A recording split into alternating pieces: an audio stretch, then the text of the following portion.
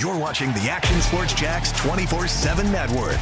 Now it's time for the Brent Austen Show.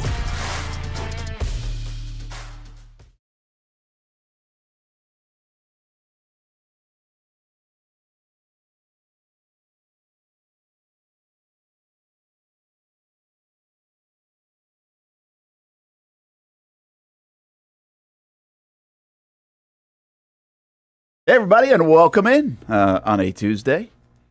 Whoa, am I hot in my ears? Pretty loud to start at the Miller Electric Center and Jags headquarters as the Jags veterans report today for duty.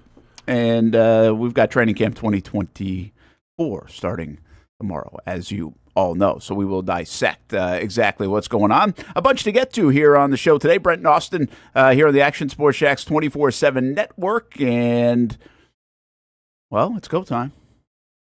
With training camp? Yeah, man, school's over. Yeah. Welcome back, everybody. Doesn't change your life very much. I mean, it gives us something to talk about, obviously. It gives us something to break down. It's almost like, because I've been in this position a couple times, it's like kind of bittersweet because you miss the summer and everything, and you realize that you're about to go through a pretty hard grind. Now, not as hard as maybe when I played with real two-a-days, but a hard grind nonetheless in this Jacksonville heat. But you're also excited because, there's unfinished business, I feel like, with this team this year of how it ended last year. So you get a chance to make things right. So it's kind of a bittersweet moment for a lot of players, I feel like. Yeah, it'll be interesting to watch and see how these guys look. Everybody's going to get excited about camp and all the fun stuff, which is also cool, by the way. I don't downplay that. I think that's a fun time where you can the crowd's going to be there and everybody's going to get excited about passes and catches, right? I mean, that's what you get excited about. Very few times do you see too much with the big fellas that you get excited about because they're not doing as much as they used to do. I mean, you used to do the Oklahoma drill and stuff like that. That would actually be a highlight of camp.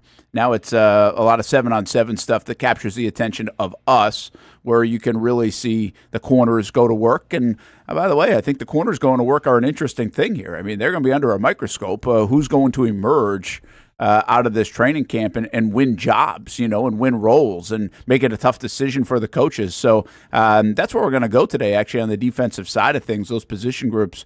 And, boy, that corner group, that's going to be a tough one to pick, who you'd rather see or can't wait to see or what you're looking for on the defensive side. When we drafted the Jags 30th teams last week, when we did that exercise, the defense is an interesting one over time in Jacksonville. You've had some really good players, and even when the Jags offense wasn't good, like your team back in the early 2010 decade, your defense was good. Like, the defense had good players. The defense could have won a lot of football games if the offense could do anything. And so it's funny that we now pivot to right now where we think the offense is going to be pretty good. The offense can score points. It's Doug Peterson, Trevor Lawrence. They added to it a lot of weapons, all this stuff. I mean, the expectation is this offense is going to be able to score, right? You would hope so. I mean, that's got to be the calling card of this team. That's what happens when you have an offensive-minded head coach. That's what happens when we'll see if he's calling the plays or not, but he's going to have some sort of influence on the play calling.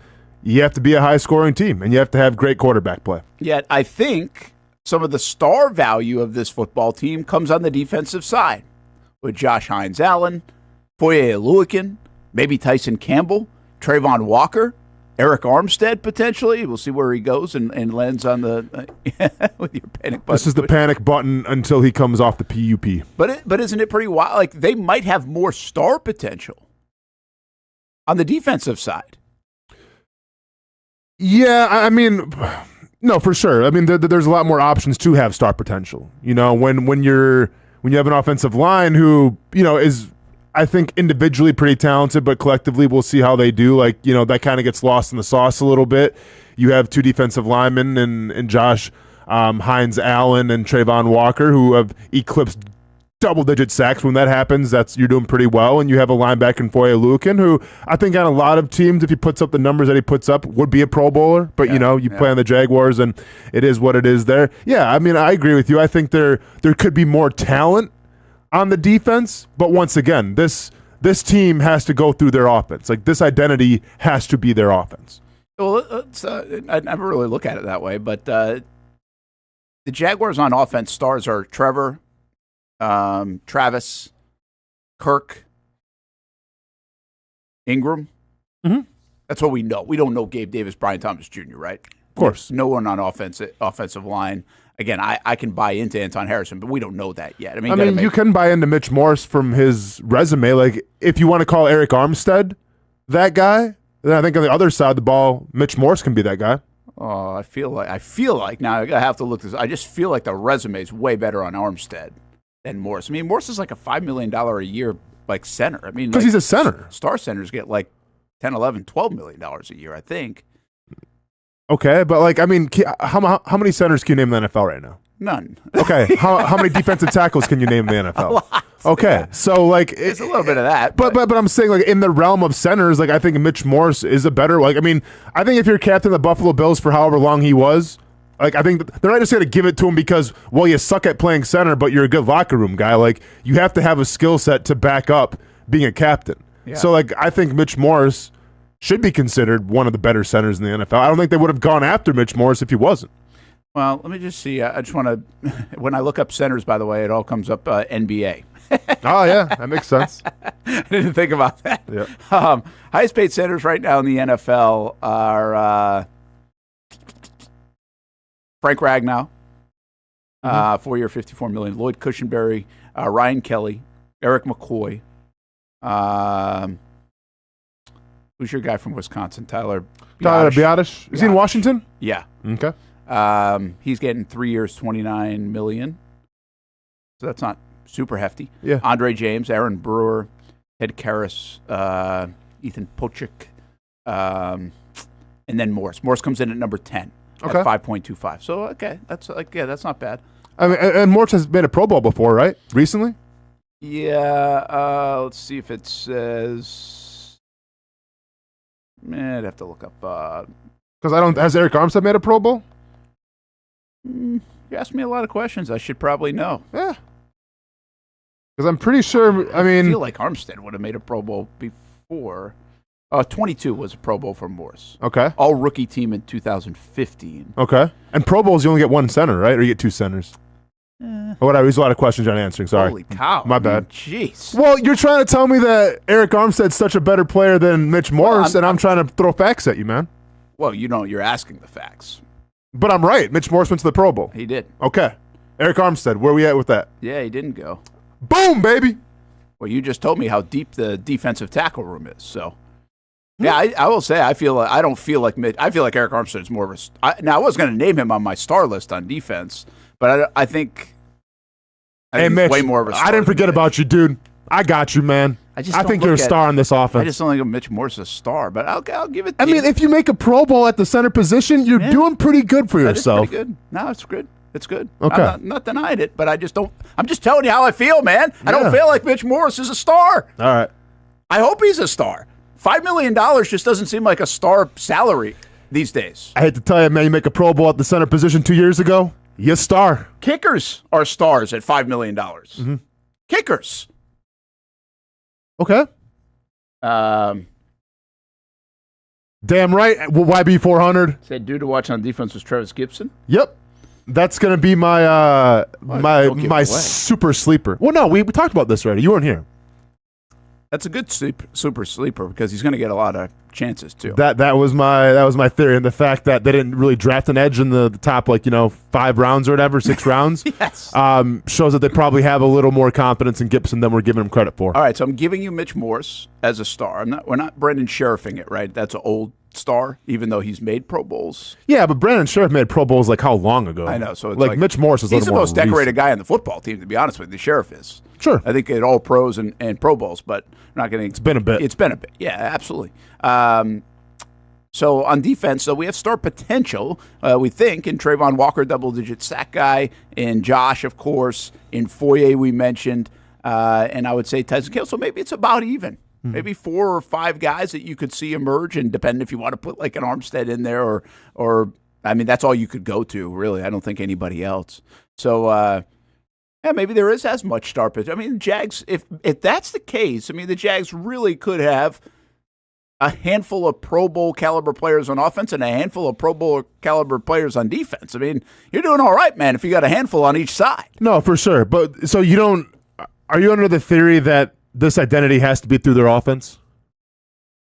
Well, it's a little bit kind of the theme of how I got going here, because I think, the offense, when you have Trevor and you have Doug, your identity needs to be offense. Even Kansas City, right? I mean, their offense is our identity, even though their defense was very good. Their defense will never get the credit that it deserved last year because their identity is those two guys and even Kelsey in the mix. And I'm okay with that. Like, that's the league. You want that to be the case. But I guess what I've been really trying to say the last week or so when I talk about this defense is that's the hidden part of the formula. Like, people won't talk about the defense, but the defense is the difference maker. That's the one that separates you. That's what separated Kansas City from the rest last year, was their defense. Baltimore's defense at times. Or if you look at Buffalo's defense, at times over this run of theirs, they've been number one on offense and number one on defense statistically, right? So I know it's the sexy thing is to say the offense, and it should be the identity of the football team. You should be able to score points. You should be able to, in my opinion, dictate play on offense.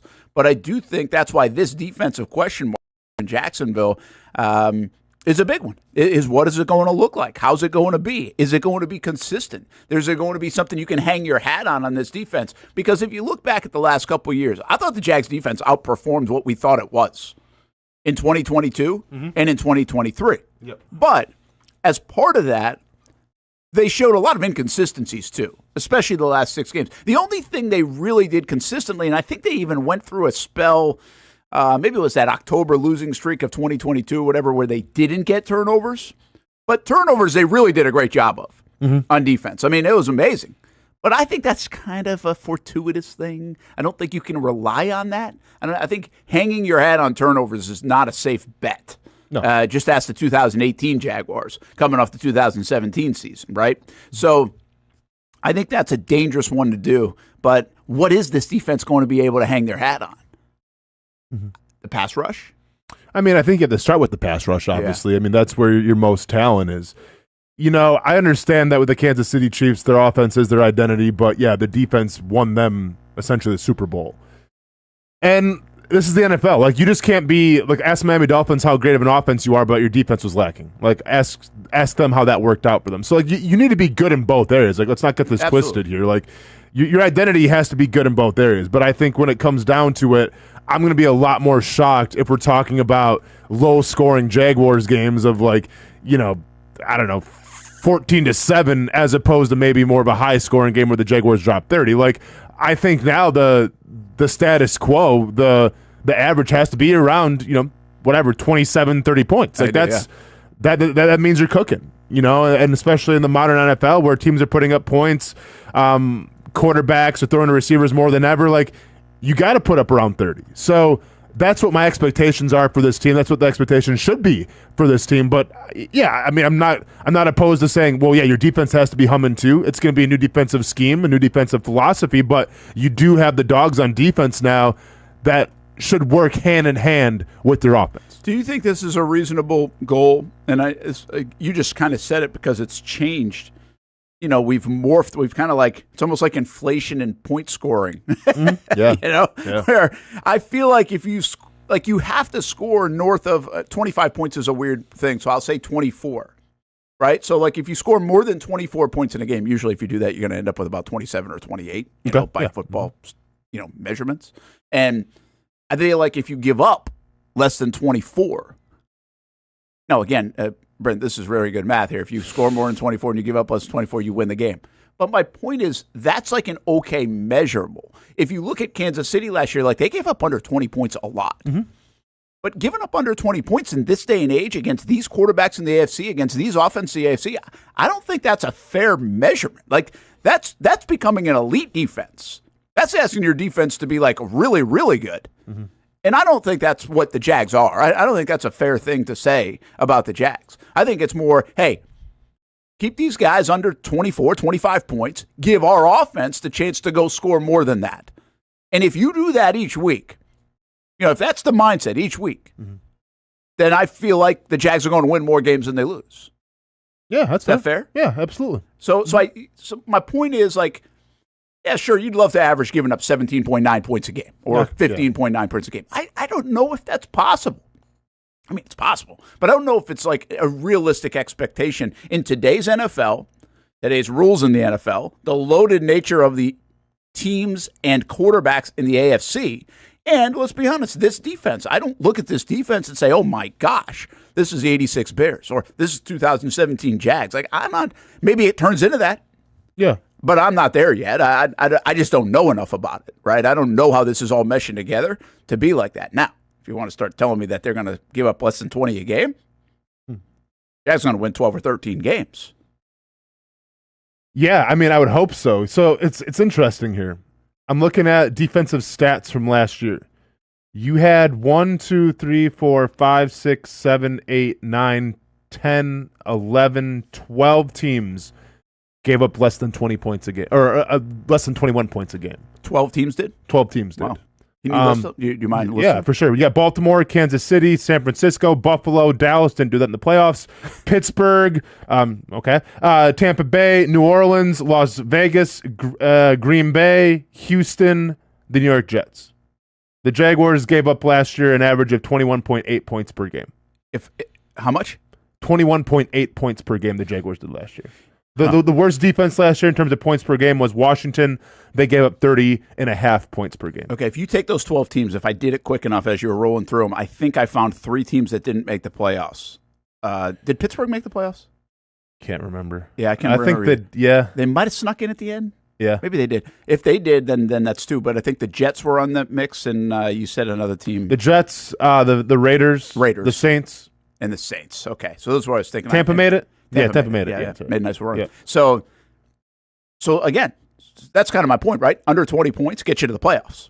So if you defensively hold your team under 20 points, you're getting to the playoffs most likely, unless your offense is anemic. Well, we know the Jags' offense isn't anemic. I mean, it's not going to be that bad. So the Jags were giving up 21.8. What I'd love to know is how much they gave up in the last 6 weeks combined. Yeah. Because that's they might have been on a pretty good pace, you know? Mm-hmm. And then it fell apart. I mean, they gave up. We know this. Here, we'll just do it. I can find it.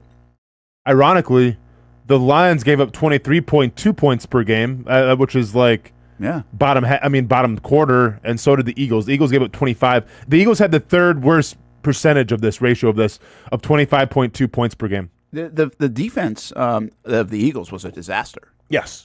Yeah, it really was. It turned into a disaster. I mean, that's what they tried to target, of course, in this draft and in this offseason. But let's just go real quick down this. If you start with Cincinnati, they gave up 34.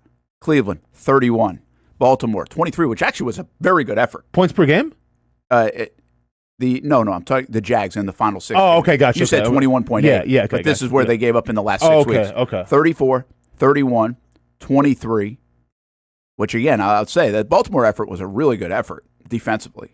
Their best one of the end. But 30 to Tampa. I'm not counting Carolina. Okay. I mean, it's fine to count. But Carolina. No, I was going to say Baltimore had a lot of rushing yards, but not much. I mean, they controlled that game though, especially in the fourth quarter. The first 3 quarters, they had actually played very well on defense. They had contained Lamar. Yeah. They blew it open in the fourth. Okay, gotcha. And then Tennessee, 28 points. Okay. So, I mean, take Carolina out because Carolina was just brutal. And listen, they got a shutout. They did what they had to do. You never can deny that. It's the NFL. We've seen it work the other way. But, Austin, the last 5 other games, 4 of them, they gave up almost 30 points or more. 28, 30, 31, 34. Yeah. And 23 to Baltimore, who's the best offense in the league, ironically. But, so those numbers are skewed. What they did in the first half, first 11 games to get to 8-3, and what they did losing at the end. So I mean, that's how important the defense looks to be. I mean, you just rattled off the top 12. 9 of them, I think, made the playoffs in our scenario here. The Jags were right outside that, but, I mean, the Jags probably were on pace to be under 20 points a game until the end of the season. So, I mean, their defense really was playing at a very good level. I don't think the Jags have to get under 20 points a game. I really don't. I think they need to be around the mark that they're at. 21.8, something like that. Sure. If they do that, I'm telling you, man, this offense better average more than 24 points a game. I think they averaged 24 last year, something like that, right around it. 24 points in 2022 was awesome. You know why? Because they had averaged 15.9 the year prior. So it was a huge jump. But last year, they didn't jump. They might have even slid back like a half a point per game. This year, they got to go up some. They got to get up to north of 25 points a game. 26 points a game. I'm not telling you they have to score 30, 31 and be the number one offense in the league, but they definitely should be up there and better than they were last year. And if they do that combined with a defense that's solid, not great, but solid, I just think that's the formula to make it happen. So it'll be interesting to see if they can do it. And I just don't know. That's really the moral of the story in this first 15 minutes is I don't know. I don't have a great feel. I don't have a negative feeling about their defense. I just don't know about their defense. I don't have a feel. The one thing about Caldwell's defense and those guys all coming back is that you knew what their MO was. They were going to go after the ball. They were going to make plays. They were going to get turnovers. This defense might be more stout against the run. Sure. They might be more physical, aggressive, all those things that Ryan Nielsen wants to be. But where are the turnovers going to be? Because if they don't find the turnovers, it's really hard to be a good defense. Yeah. So those guys are still going to have to go make plays. And we'll see if they're able to do it. Let's break down some of the defensive position groups. We do have a thought actually on the Kansas City Chiefs. Are they better than they were a year ago? Or does it even matter is my thought. When you get the Kansas City Chiefs, when you watch them do what they did a season ago. Let's take a break. Brent Austen Show on the Action Sports Jacks 24/7 network. Just getting going on a Tuesday. Veterans report today to camp, and then it's on to camp. Practice number 1 tomorrow. We'll see you out there at the Miller Electric Center. And here's part of our lineup today. Includes after the game at 2 o'clock. Hope you can catch Bobby Ramsey. If you're a Derrick Henry fan from Yulee, Alabama, Tennessee, Baltimore, we had some stories about Derrick Henry, about Carson Beck, about the Mandarin Mustangs, and now about Jackson High and on Main Street. That's where Bobby is. He'll join Kevin Sullivan and Josh Baker today at 2 o'clock for a new episode of After the Game. Everyone loves a good game night. Here you don't have to be the host. You don't have to clean up. They bring the food and drinks to you, and you can watch whatever you want on the big screens. It's more than a card room. It's a night full of fun with friends. Best Bet Jacksonville, Orange Park, and now the newest location here in St. Augustine, right off 95 at exit 311. A brand new clean room, a full bar menu, my favorite sushi in town. And I love the fries too. You don't have to just play poker at Best Bet. That's why I come over here to the table games and play one-card poker. That's a pretty good card and a win. One-card poker is like war as a kid, you against the dealer. And this isn't the only fun table game to play. A friendly staff, a lot of fun. It's a good night out at Best Bet Jacksonville, Orange Park, and the newest location in St. Augustine. You can be a serious player or a novice. It doesn't matter. If winning equals fun, you're a winner every time at Best Bet. I'll save you a seat, and I'll see you down here at Best Bet St. Augustine. Oh, man, it is that time. I love being outside, but it is just so hot. Oh, my gosh, I cannot be outside. Well, you know, it doesn't have to be. As a matter of fact, I've got the perfect solution for you to be able to stay outdoors and not look like this guy. GW Outdoor Solutions has the solution that will help you create areas of shade with their automated retractable awning. As the summer months inch closer, the high temperatures will be right there too. With GW Outdoor Solutions, go from scorching to cooling in no time with one simple push of a button. These innovative shade solutions not only provide protection from the sun and rain, but also add style and functionality to your home. Let GW Outdoor Solutions transform your backyard into paradise. Check out gwoutdoorliving.com for your free estimate.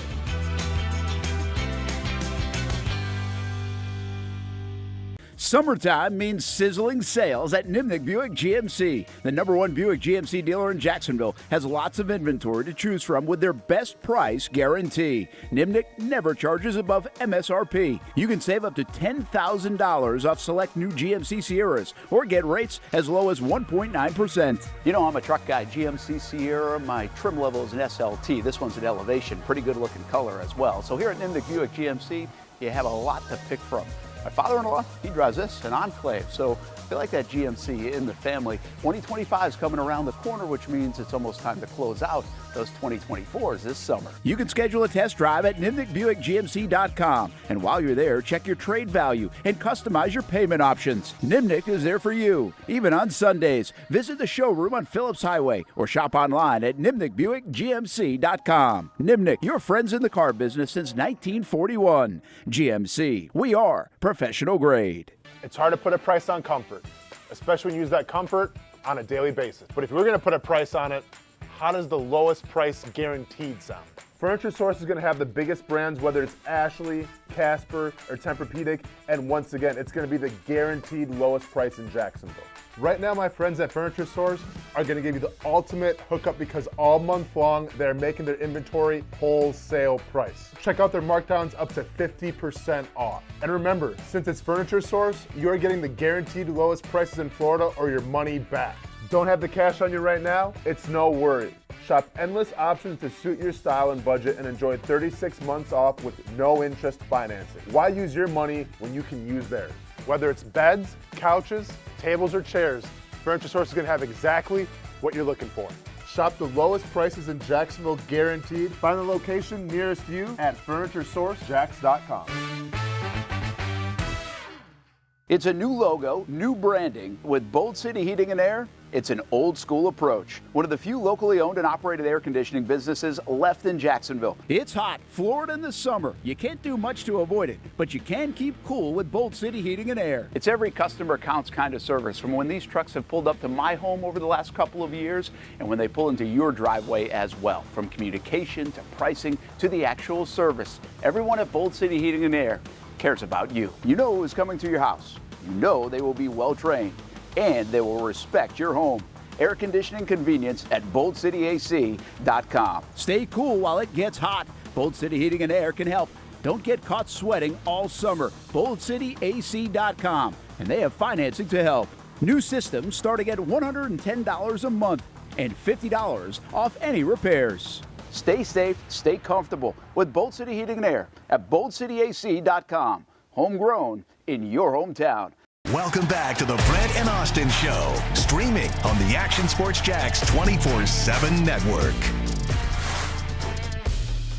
All right, let's hit a couple of things here around the NFL, by the way. The camps are open all over the place, and they'll open for everybody by tomorrow. The Kansas City Chiefs, who we just mentioned in this conversation about defense and offense and how they could be, Austin brought this up yesterday. We just didn't get to it. Is how good are they? Mm-hmm. You know, have we got to the point where they are New England in a sense? You don't really ask that question because Belichick and Brady, Reed and Mahomes, and throw Kelsey in the mix if you want. Like it doesn't matter because they're going to be there, even if you sleep on them and think they're not as good on paper. Because last year was the ultimate year for that, right? I mean, Kansas City was not that good. No. They really just weren't. I mean, especially on offense last year. And by Christmas Day, at the end of Christmas Day, you were like, this team ain't winning. Correct. And the way they rallied to find themselves was pretty remarkable, especially on the road. They answered that question, too. It didn't go through Kansas City, so they checked another box. Mm-hmm. So what do you think? How good are they this year? Are they much better? I mean, it's going to come down to really Travis Kelce and how he's going to be. You know, I mean, is the T-Swizzle stuff going to get to him? All this traveling, you know, all the tour dates, all this stuff. You know, Summer Lovin' had you a blast.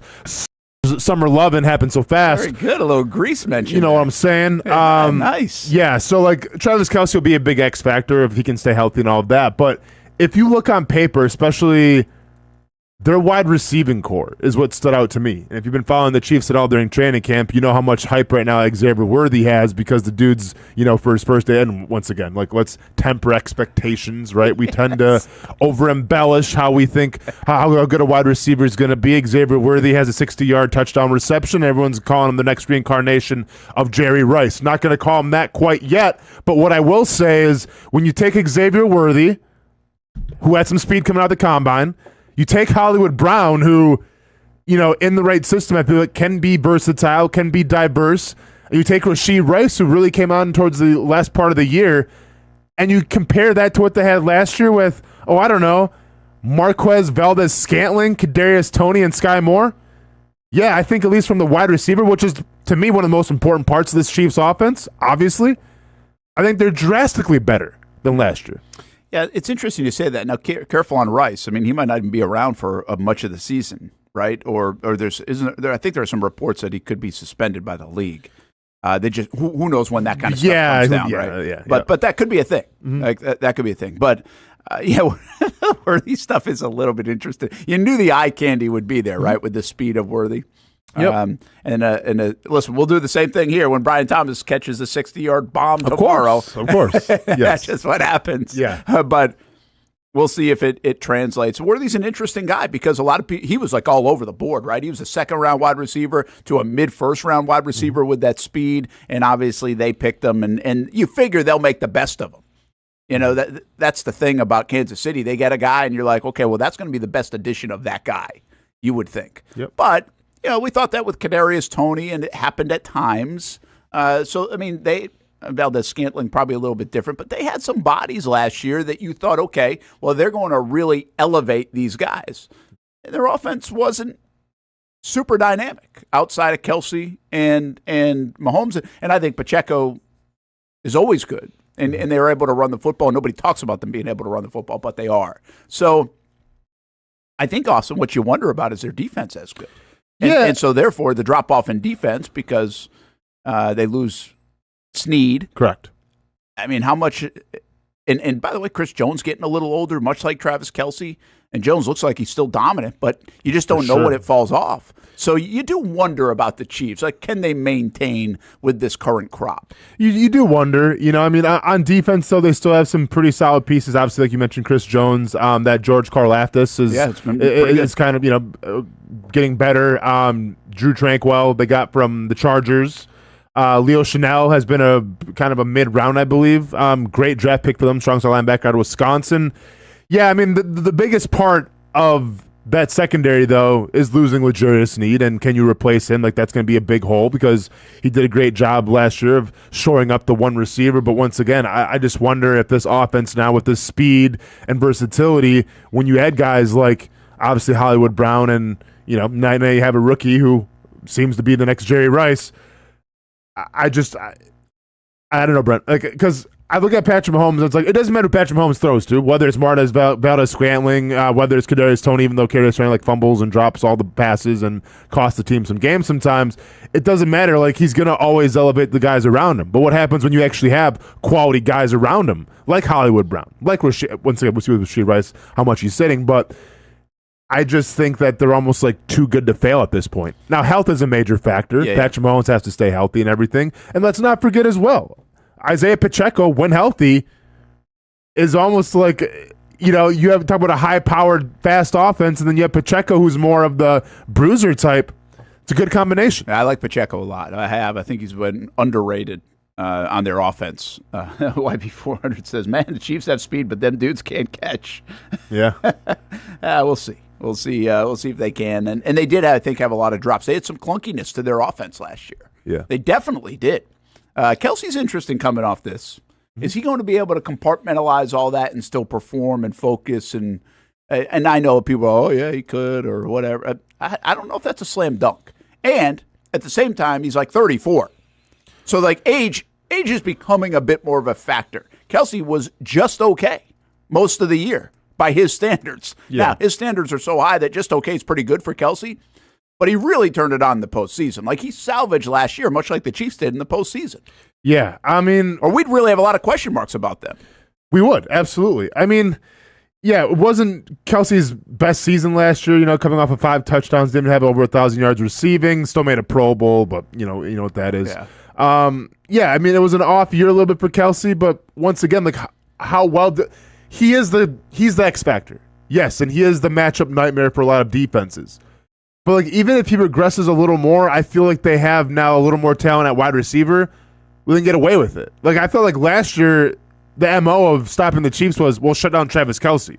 We're not worried about Valdez-Scantling. We're not worried about Sky Moore. We shut down Travis Kelce, we have a good chance to win the game. Yeah. Now I think with you talk about the emergence of Pacheco a little more pounding the rock, and you talk about a little more speed on the outside, now you just can't shut down Kelce, expect to, be competitive. You have to shut down these wide receivers. You got to stop Pacheco. So I just think it's about, like, when you play the Kansas City Chiefs, you're in a boat with a lot of holes. You're trying to clog these holes, but you don't have enough talent, I feel like, to clog all those holes. The Jags don't play the Chiefs this year in the regular season. That's probably a good thing. They hopefully, or maybe get a chance to crack at them in the postseason. We'll see. But if they do, how's this defense going to match up with the speedy team? Miami right off the rip of the season, and, of course, teams like Kansas City, and everybody's got speed to some degree. Let's dissect the Jags defense a little bit, and we start let's start in the back end first, and we start at safety. Is there someone that you've got your eyes on? This is kind of a position group thing we did with the offense yesterday, and it doesn't have to be the headliner. It can be the headliner, but it also could be some depth and who you're looking at this camp to emerge out of that safety position, which right now might be one of the weakest spots on the Jags from a depth standpoint, but I don't mind it either. Like, I think they actually got bodies that have done stuff, but I think overall, if you're going to, like, strength rate the Jaguars defense and the Jaguars position groups, safety is going to be toward the bottom. Yeah, I mean, if you're asking what I'm going to be watching here, what player, I mean, there's a couple ways you can go with this. You can go Antonio Johnson. You can go, Cisco. Is he going to be here for a long time to come? Is he the real deal? But I'm going Darnell Savage simply because I don't know where he's fitting in this defense. Yeah.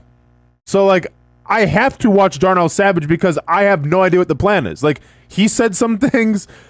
Players have said some things. Like, I don't know his position right now. I don't either. So, and like, he was brought here for a reason. It wasn't like this is a draft pick. I mean, he had a pretty decent career in Green Bay. I mean, started out really strong last year, kind of ended a little rough, was kind of the reason why the Packers lost to the 49ers, if I'm not mistaken, gave up a touchdown to George Kittle, but also had an interception for a touchdown against the Cowboys. So it was some good, it was some bad.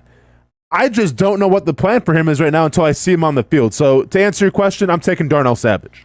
Yeah, I like it. I don't know if he's your is your corner group or is your safety group. Yeah, I think safety, but yeah, I don't know. I know, because like you said it. I mean, it's almost like he's talking like he's going to play nickel, but he's got more experience in safety. Is that how they got him over here? They paid him decently to be here. So I think all eyes are on Antonio Johnson here in the safety spot because what happens with Antonio Johnson probably dictates a little bit what might happen with a guy like Darnell Savage. But you can say the same thing with Darnell Savage. Well, you could, but if Antonio Johnson, he might be one of those steals that you've been waiting on. He might be a better player than even Darnell Savage. And so are you going to move Savage if you think Jerry and Jones is the nickel? You're going to find a spot for him? Well, what if Antonio Johnson's playing really good football and you like him there? Well, that might put Savage now into the depth part of this defense, and maybe you're overpaying him for doing that. Yeah, I mean, I think like in my mind, you're going to have Tyson Campbell and then you're going to have Darby as your corners and work in Jerry and Jones in a nickel role somehow. Yeah, it could be a battle between Savage and Johnson, but if that's the case, I think I give the advantage right now to Darnell Savage, just from an experience standpoint, how he looked last year, and I think Antonio Johnson would be the depth guy. So that's why I picked Savage, just because if he's playing corner, then yeah, it's Antonio Johnson's gig at safety.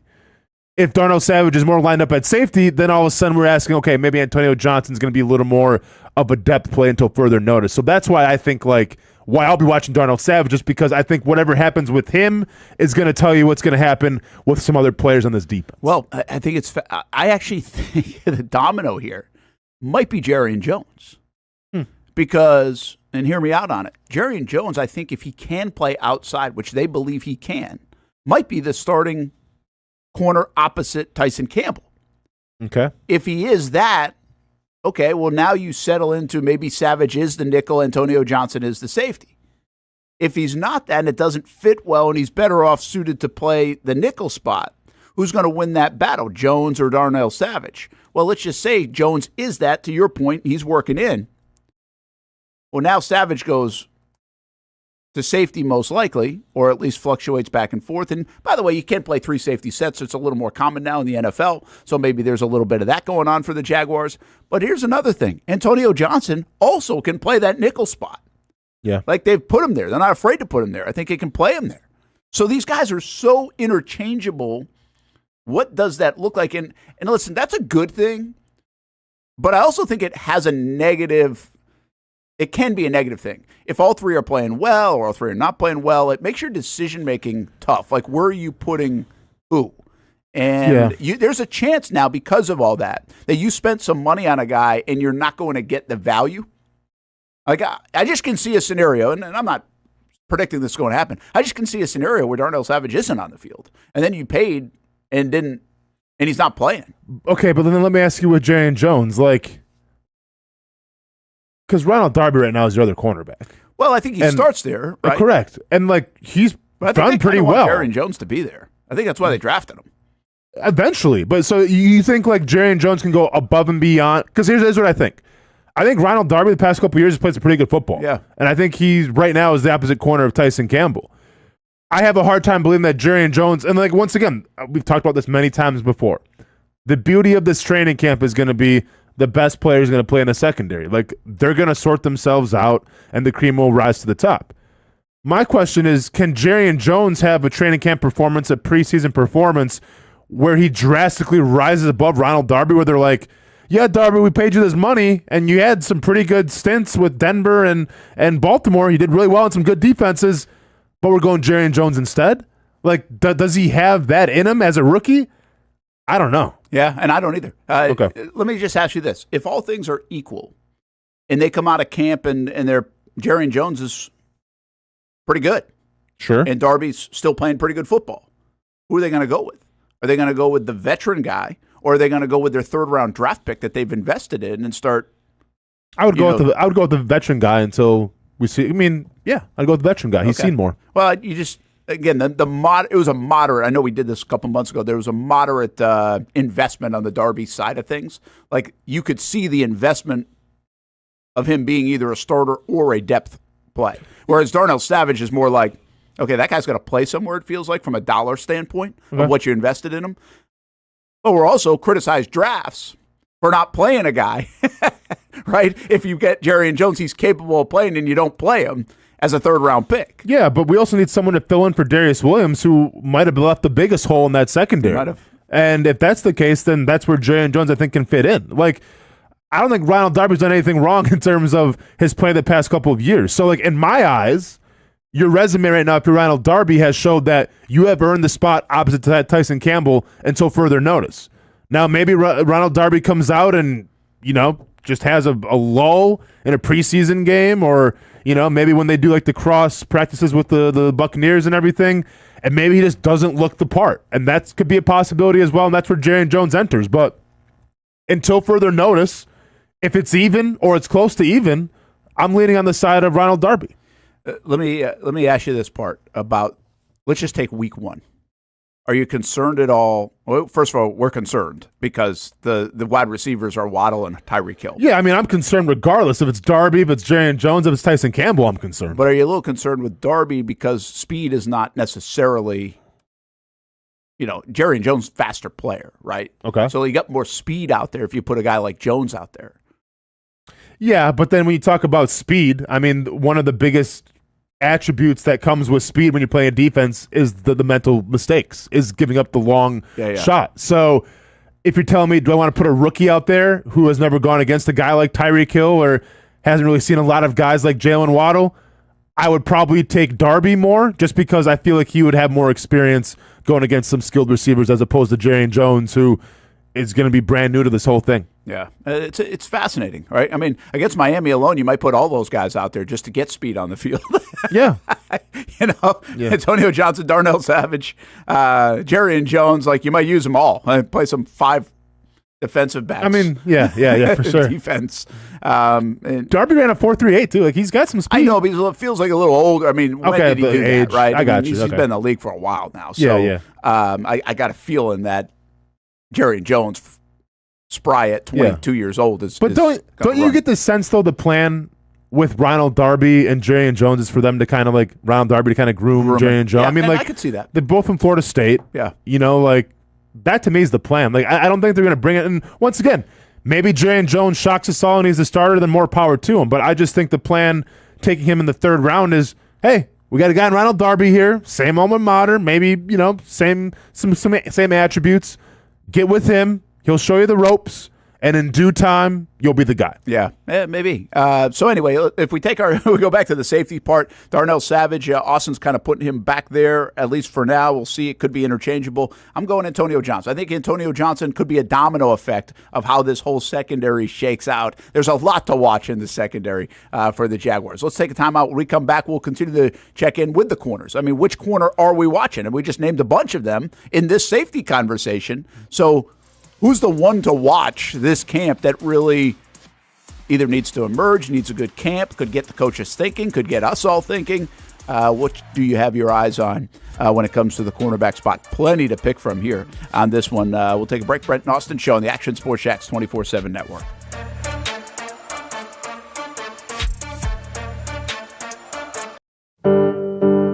We all have our favorite spots in town to eat, drink, and have a good time. And once in a while, we try a new spot.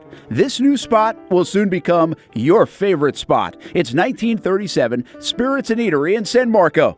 Where else can you get unicorn fish? It was really good. They have local fresh seafood. Try a terrific burger or a Jack's Hot Chicken sandwich. The ambiance is perfect for any occasion. The idea here is to have fun, have a good time. Whether you're chilling out on the couches, cozying up to the bar, having lunch or dinner, it's a throwback experience. 1937, when going out to dinner was like going to a party. They even have a photo booth. Who doesn't like a good photo booth? We recently brought the entire team out to try it, and everyone said, I'm bringing my significant other here to try it as well. The new spot becomes your favorite spot. Make 1937 Spirits and Eatery in San Marco your new favorite spot.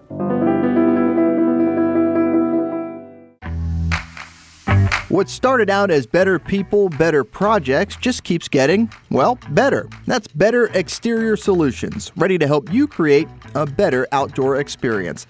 Check this out. Motorized pergolas are the latest in technology to transform your outdoor space. Beautiful day? Let the sun shine through. Summer rainstorm? These pergola systems close automatically to keep the weather out. From residential to commercial uses, Better Exterior Solutions has products customized to meet virtually any existing architectural structure. With retractable awnings, screens, and hurricane shutters too, if you want unparalleled quality and expertise, you need Better Exterior Solutions. Get a free estimate by visiting betterexteriors.com or calling 904-902-4999. Better Exterior Solutions. Experience better. You trust CGC to make your water great, and now you can trust CGC with your plumbing needs as well. Fast, convenient scheduling, licensed and insured. A quick call away at 904-552-1242. You never know when you're going to have an issue with a shower, toilet, or maybe it's a sink that sometimes is easy to fix. All right, let's be honest. I'm not fixing anything. I'm totally staging this because when I have a plumbing problem, I call CGC Water Treatment and Plumbing. Trained professionals, transparent pricing, customer satisfaction. Small problem or even a bigger issue. Maybe you need a new tankless water heater or something a bit more intricate. The experts with 25 years of experience at CGC Water Treatment and Plumbing can do it all. Call 904-552-1242 or visit cgcwater.com. That's 904-552-1242 or cgcwater.com. CGC Water Treatment and Plumbing, an authorized independent Connecticut dealer. Florida license number CFC 1432579. The friendliest golf course in town, the Golf Club at Southampton. Local golfers have no shortage of options when it comes to picking a course to play here in Northeast Florida year-round. Yet time and time again, I find myself here at the Golf Club at Southampton. Easy to get to off 210 in St. Johns County. It's family-owned and operated and renowned for being one of the area's most player-friendly. That's just one of the reasons we hold the Action Sports Jax Dream 18 charity golf tournament here each fall. The Mark McCumber design layout is great for all skill levels of golfers, from the guys who bomb it a mile on the range to golfers like me who are just happy to put it in the fairway, which Southampton has very accommodating fairways. And if you need new clubs, come down to the pro shop. They'll fit you up and get you a nice new set, like they did for me. For more information on membership or to book a tee time and see for yourself, head over to golfsouthampton.com or call the clubhouse at 904-287-7529. The Golf Club at Southampton. It's the official home of the Action Sports Jax Dream 18. Make it your home for golf too.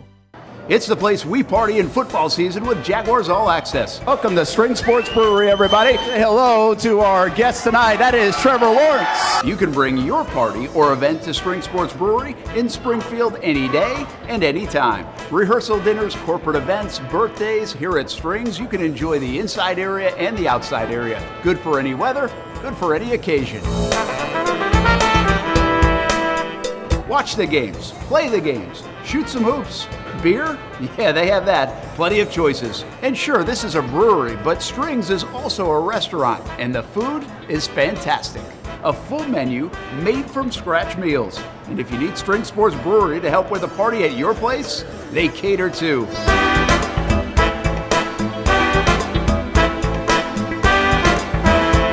Family, beer, food, sports. Spring Sports Brewery in Springfield.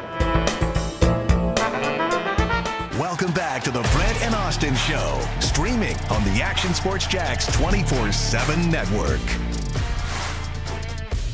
Hey, we got our lineup today. Miller Moulton started us off. Brent and Austen Show at 1, and a couple of shows in between us and the Young and Norvell Show from 4 to 6. So join those guys this afternoon. And we're all set, ready to roll for football season. More shows to come, more additions to come, including a new wrestling show that debuts tomorrow night with Austin and Casey at 7 o'clock. And then we'll have expanded high school football coverage and other things in the works for the fall as well. So welcome to the Action Sports Jax 24/7 network. If you haven't been before, it's not just the Brent and Austin Show. It's a whole lineup of things, and we're excited about it. We continue to be that. ActionNewsJax.com, the place to find us. Action News Jax app. You can also download the Action News Jax Now app on your Roku, Google TV, Apple TV, wherever you watch all your streaming platforms. So we are there, too. Find us anywhere. In your car, you need to find us. You can check us out on the podcast. It goes up right after the show, about 20 minutes after the show, so it's there for your ride home. You can also listen to us on YouTube and the Action News Jax app as well in your car. So you can find us anywhere you need to find us as we begin this football season. Brent Martineau, Austin Lane, Bleak Bills in the booth today. We got a new couch in here. Yeah, man. That was GM Bob Longo dropping off the couch to us, so that was very nice, and we'll find a good place for that, incorporated in the show for our, sessions. Therapy sessions. I like that. Yes. Yes. Hopefully we don't need a lot of therapy sessions for the Jags this year. Man, I hope so, Brent. I feel like we've had a couple of those the past couple seasons. So, yeah, if we're going to stay off that couch and just use that couch for video games, I think we'll have something. We'll get to more of the Jaguars defense, and there's a couch back there along with that TV, which we're going to use, not just to play video games, but also to dissect some football with Austin coming up this football season. Maybe the couch is needed for the Japanese gymnastics team? Oh, yeah. Do we have the write-up of that or not? Yeah, I do. I have what you shared. I did not see the I didn't know story. if we sent it. Yeah, it's pretty crazy. Pretty wild story. And so if you don't know, the captain of the Japanese women's gymnastics team was removed from the team on suspicion, by the way. This is suspicion, not even like, hey, there's video of anything. Yeah. Of violating the team's code of conduct. She was under the suspicion for smoking. Mm-hmm. Cigarettes, by the way. Wow. I don't think it was like, vaping, the stuff that got or Sha'Carri Richardson in trouble a couple years ago. Yeah. Mm-hmm. So smoking cigarettes. Mm-hmm. Hey, you do it in the LPGA Tour, you become a rock star. Become a sex symbol. You do it here in the Olympics. You're going home. Yeah, pretty rough. That is pretty amazing. Yeah. The suspicion of legal violation by the ace gymnast has drawn harsh criticism on social media. Comments included this. This will be a lifelong regret. Smoking is not allowed. Even if legally an adult, smoking is prohibited. It's unthinkable for an athlete to smoke. It's underage smoking. It's a serious issue, especially for a captain. The law is the law. It must be followed. Does she lack awareness of being a representative, or is she just immature? So, yeah. That's some harsh criticism over smoking. I know. Well, so the Japanese gymnasts, the Gymnast Committee of Japan, they have, and they're very clear with this, you can't smoke, you can't drink alcohol. And unfortunately, she smoked. I think I read something where she was saying like she's felt a lot of pressure Because, I mean, yeah, you represent your country in gymnastics. Can't be an easy gig. Being 19 years old, nonetheless. And so, yeah, she felt stress and pressure, had a little bit of a drag, and yeah, you're going home now. It is a great dynamic with Charlie Hull and now this, right? Yeah. The two opposite sides of smoking. Yeah. And the results of them. Yeah. But, you know, if there's an athlete that I would have a hard time picturing Smoking cigarettes? smoking a heater, Yeah. it's probably a gymnast. Yeah, I would say so. just But don't at see- the same time, maybe the most pressure of any athlete. Yeah, it might be. You know? Yeah, I mean, that's But, like- that's a high-pressure sport, And especially at the Olympics. Of course, I'm not sure like what the USA protocols are. Like, can they drink? Can they smoke? I feel like they can smoke cigarettes. They can. I'm not sure about marijuana because Sha'Carri Richardson was asked not to go because of that whole thing. But I mean, when you're 18, and I get every country's different, but you're an adult. Like, yeah, smoking's bad for you, and like it's annoying people smoke in public, and you inhale it and all that stuff at restaurants and bars. Get all that. But like, if you're an athlete competing on the biggest stage and you're the captain of your team and you want to have a drag, then go ahead and have a drag. I think. Yeah, I feel like it's like a prerequisite for Ireland. Like, Irish people like to drink. You probably got to down like a whole beer to get on the Olympic team like in the first place. you might not be allowed to be on the Olympic That's what team I'm in Ireland if you don't smoke. That's what I just said. Yeah, it's insane. But everybody's got their, different cultures, right, and different rules and principles, and Yeah. that's a pretty wild one, though. It's pretty interesting that from all the things to get suspended for this day and age, Yeah. you know, which has become harder and harder to get suspended. I mean, it's got to be a pretty egregious thing to be suspended in anything. Smoking doesn't feel like it's it. I say this about smoking too. It's just I saw the Daniel Brown guy, the guy that was at the top of the Open Championship leaderboard, and he was kind of a Cinderella story out of nowhere. He was like 272nd in the world. He had qualified to get in. He was at top of the leaderboard until Sunday, where he faded a little bit. Yeah. But he was a guy like on course. They would show him, and he was like lighting up a cigarette. Yeah. When you see a cigarette in person now, it's like almost stunning to me. Because, I think you're more apt. With all the vaping going on, that's what you see. So you just don't see the old Marlboro hanging out of someone's mouth or in someone's hand. Like, I don't see it a lot. And when this is a real reaction for me. Like, I don't care, but it's just like, oh, someone's smoking a cigarette. Like, that actually still happens. Yeah, since we're on the topic, let me just talk to the olds real quick here. And Brent, I don't even mean you as an old. I mean like the olds. You know what I'm saying? We're talking we have like, some here. Yeah, we're talking about the boomers, if you will. I feel that when the boomers and the olds are doing their vaping thing, it's just as cringy as when I see them rocking Dunks, Nike Dunk basketball shoes. And yes, Robert Kraft, talking to you too. Okay, you're 80-something years old. Take off the Dunks. Okay, take off the Dunks.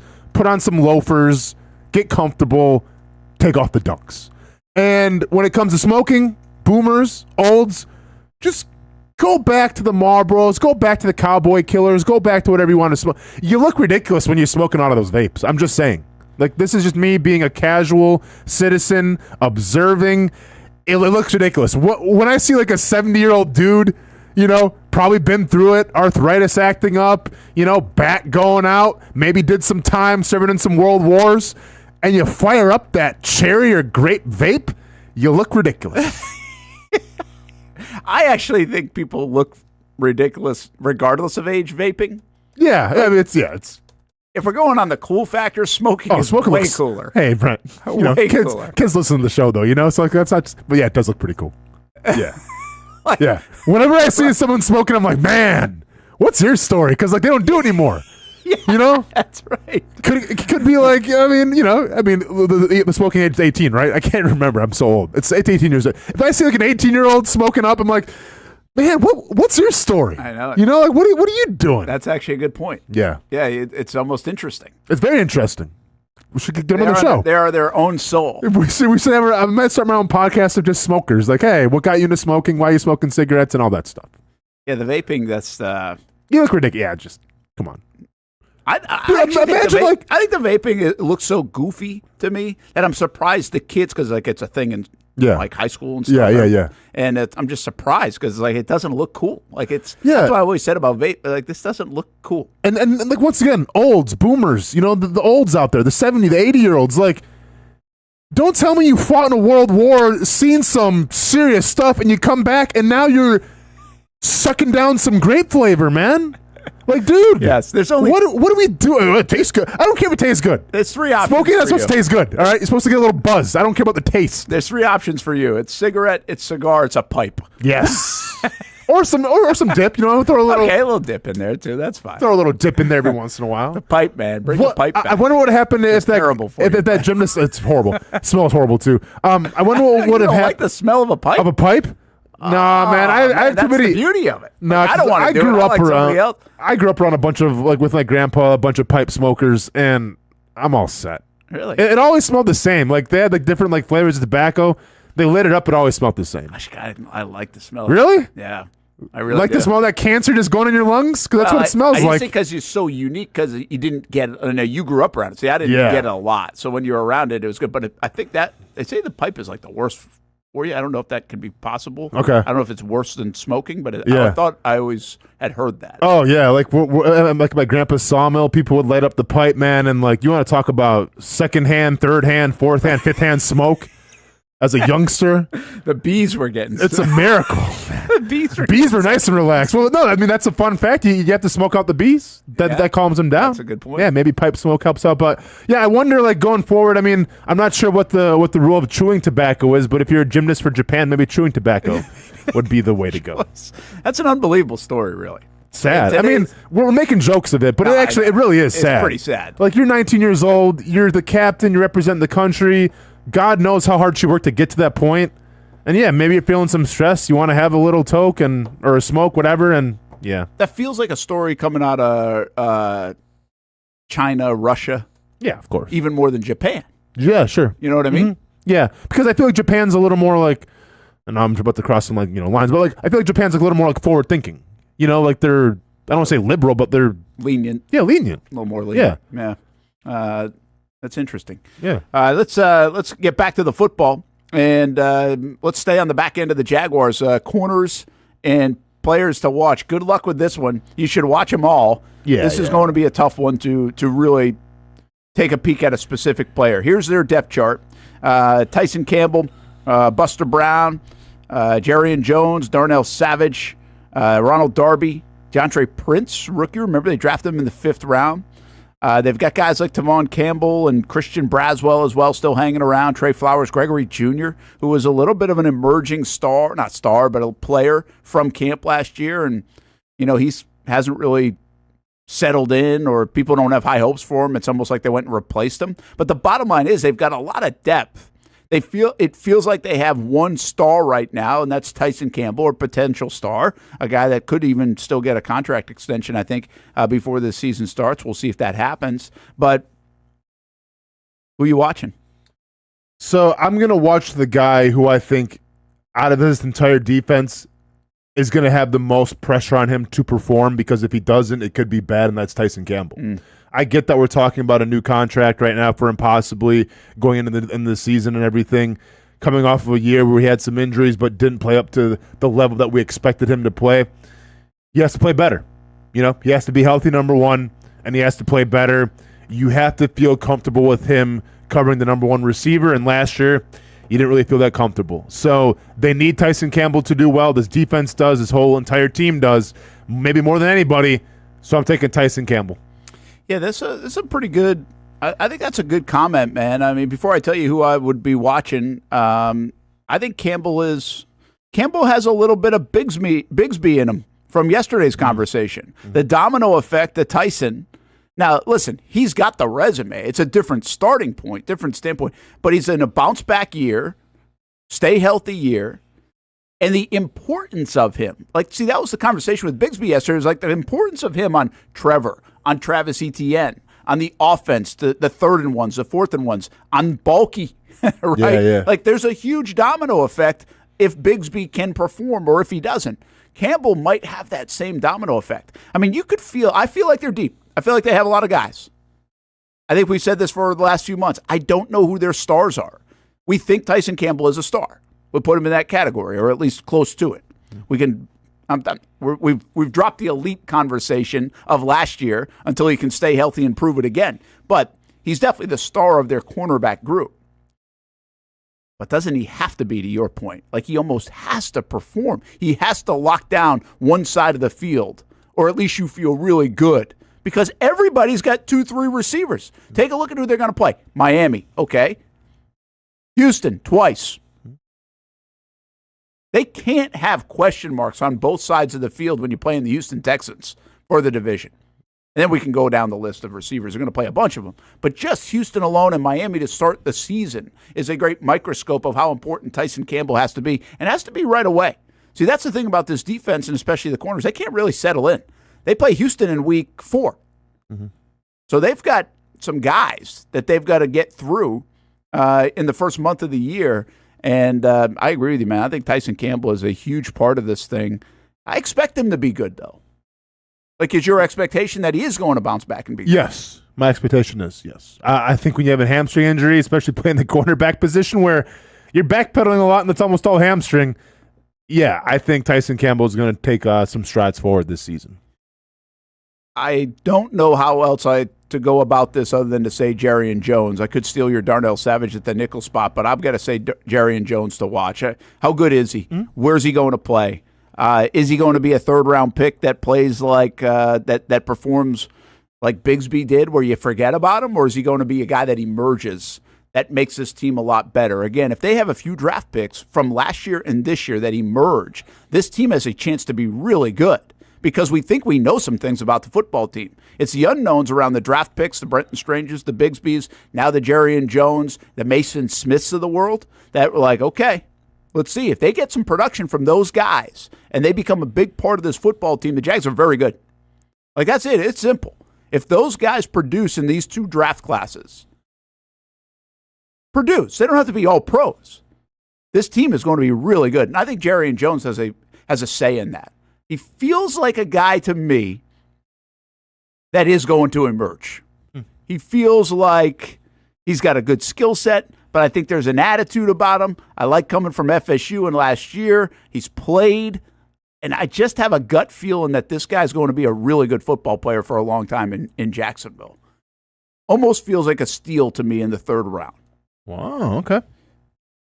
So I got my eyes on Jerry and Jones, and we'll see tomorrow about that cornerback position. There's a lot to watch. There's a lot to like about their depth, but there's a lot to be curious about too.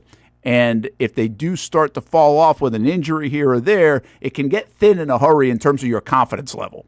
Yeah. And the one other thing about all the cornerback positions is, how do they want to play this thing? We can sit there and say, hey, these guys are better in zone defense. These guys are okay in man defense. How is Nielsen going to play it? First, Richard comes into play here too, right, in the secondary as a coach. How's he going to get the best out of those guys? So Nielsen, when he was hired as a defensive coordinator, everybody started to look at him as from the corner position. Okay, what are they going to play? Do they have enough guys? Who are they going to get? Well, they went and got some people. Draft and in free agency. Now, how do they fit? And I think really Nielsen's going to get a lot out of that defensive front. So if the rush and coverage works together, I think the rush is going to be there. I think the last couple of years or other times we've been saying, okay, was it the secondary that was holding down their end, to allow the pass rush to get there? I think there's no question this year. I think the strength is the rush. I think they're going to be able to get there. Question is, can they cover back there for a few seconds or more if needed? So interesting at the corner spot, but I do think Jerry and Jones and Austin's taking Tyson Campbell, who could be a huge domino in this defense for the Jacksonville Jaguars. A lot of bodies back there in the secondary. We have no idea who's playing what. That can be a good thing. I think that also can be a bad thing. Brent Austen Show on the Action Sports Jacks 24/7 Network. Let's take a break, Rob, and when we come back, we'll go over the other positions. How about the linebacker spot? Is that an easy one? The defensive front, who you keeping an eye on as camp begins tomorrow? I think that's a little bit more complex and might have a surprise for you there in that category. I think I know where Austin might be going in that spot. We'll find out when we come back as we continue to look at the different positions of the Jacksonville Jaguars and find a player to keep an eye on over the next couple of weeks in Training Camp 2024.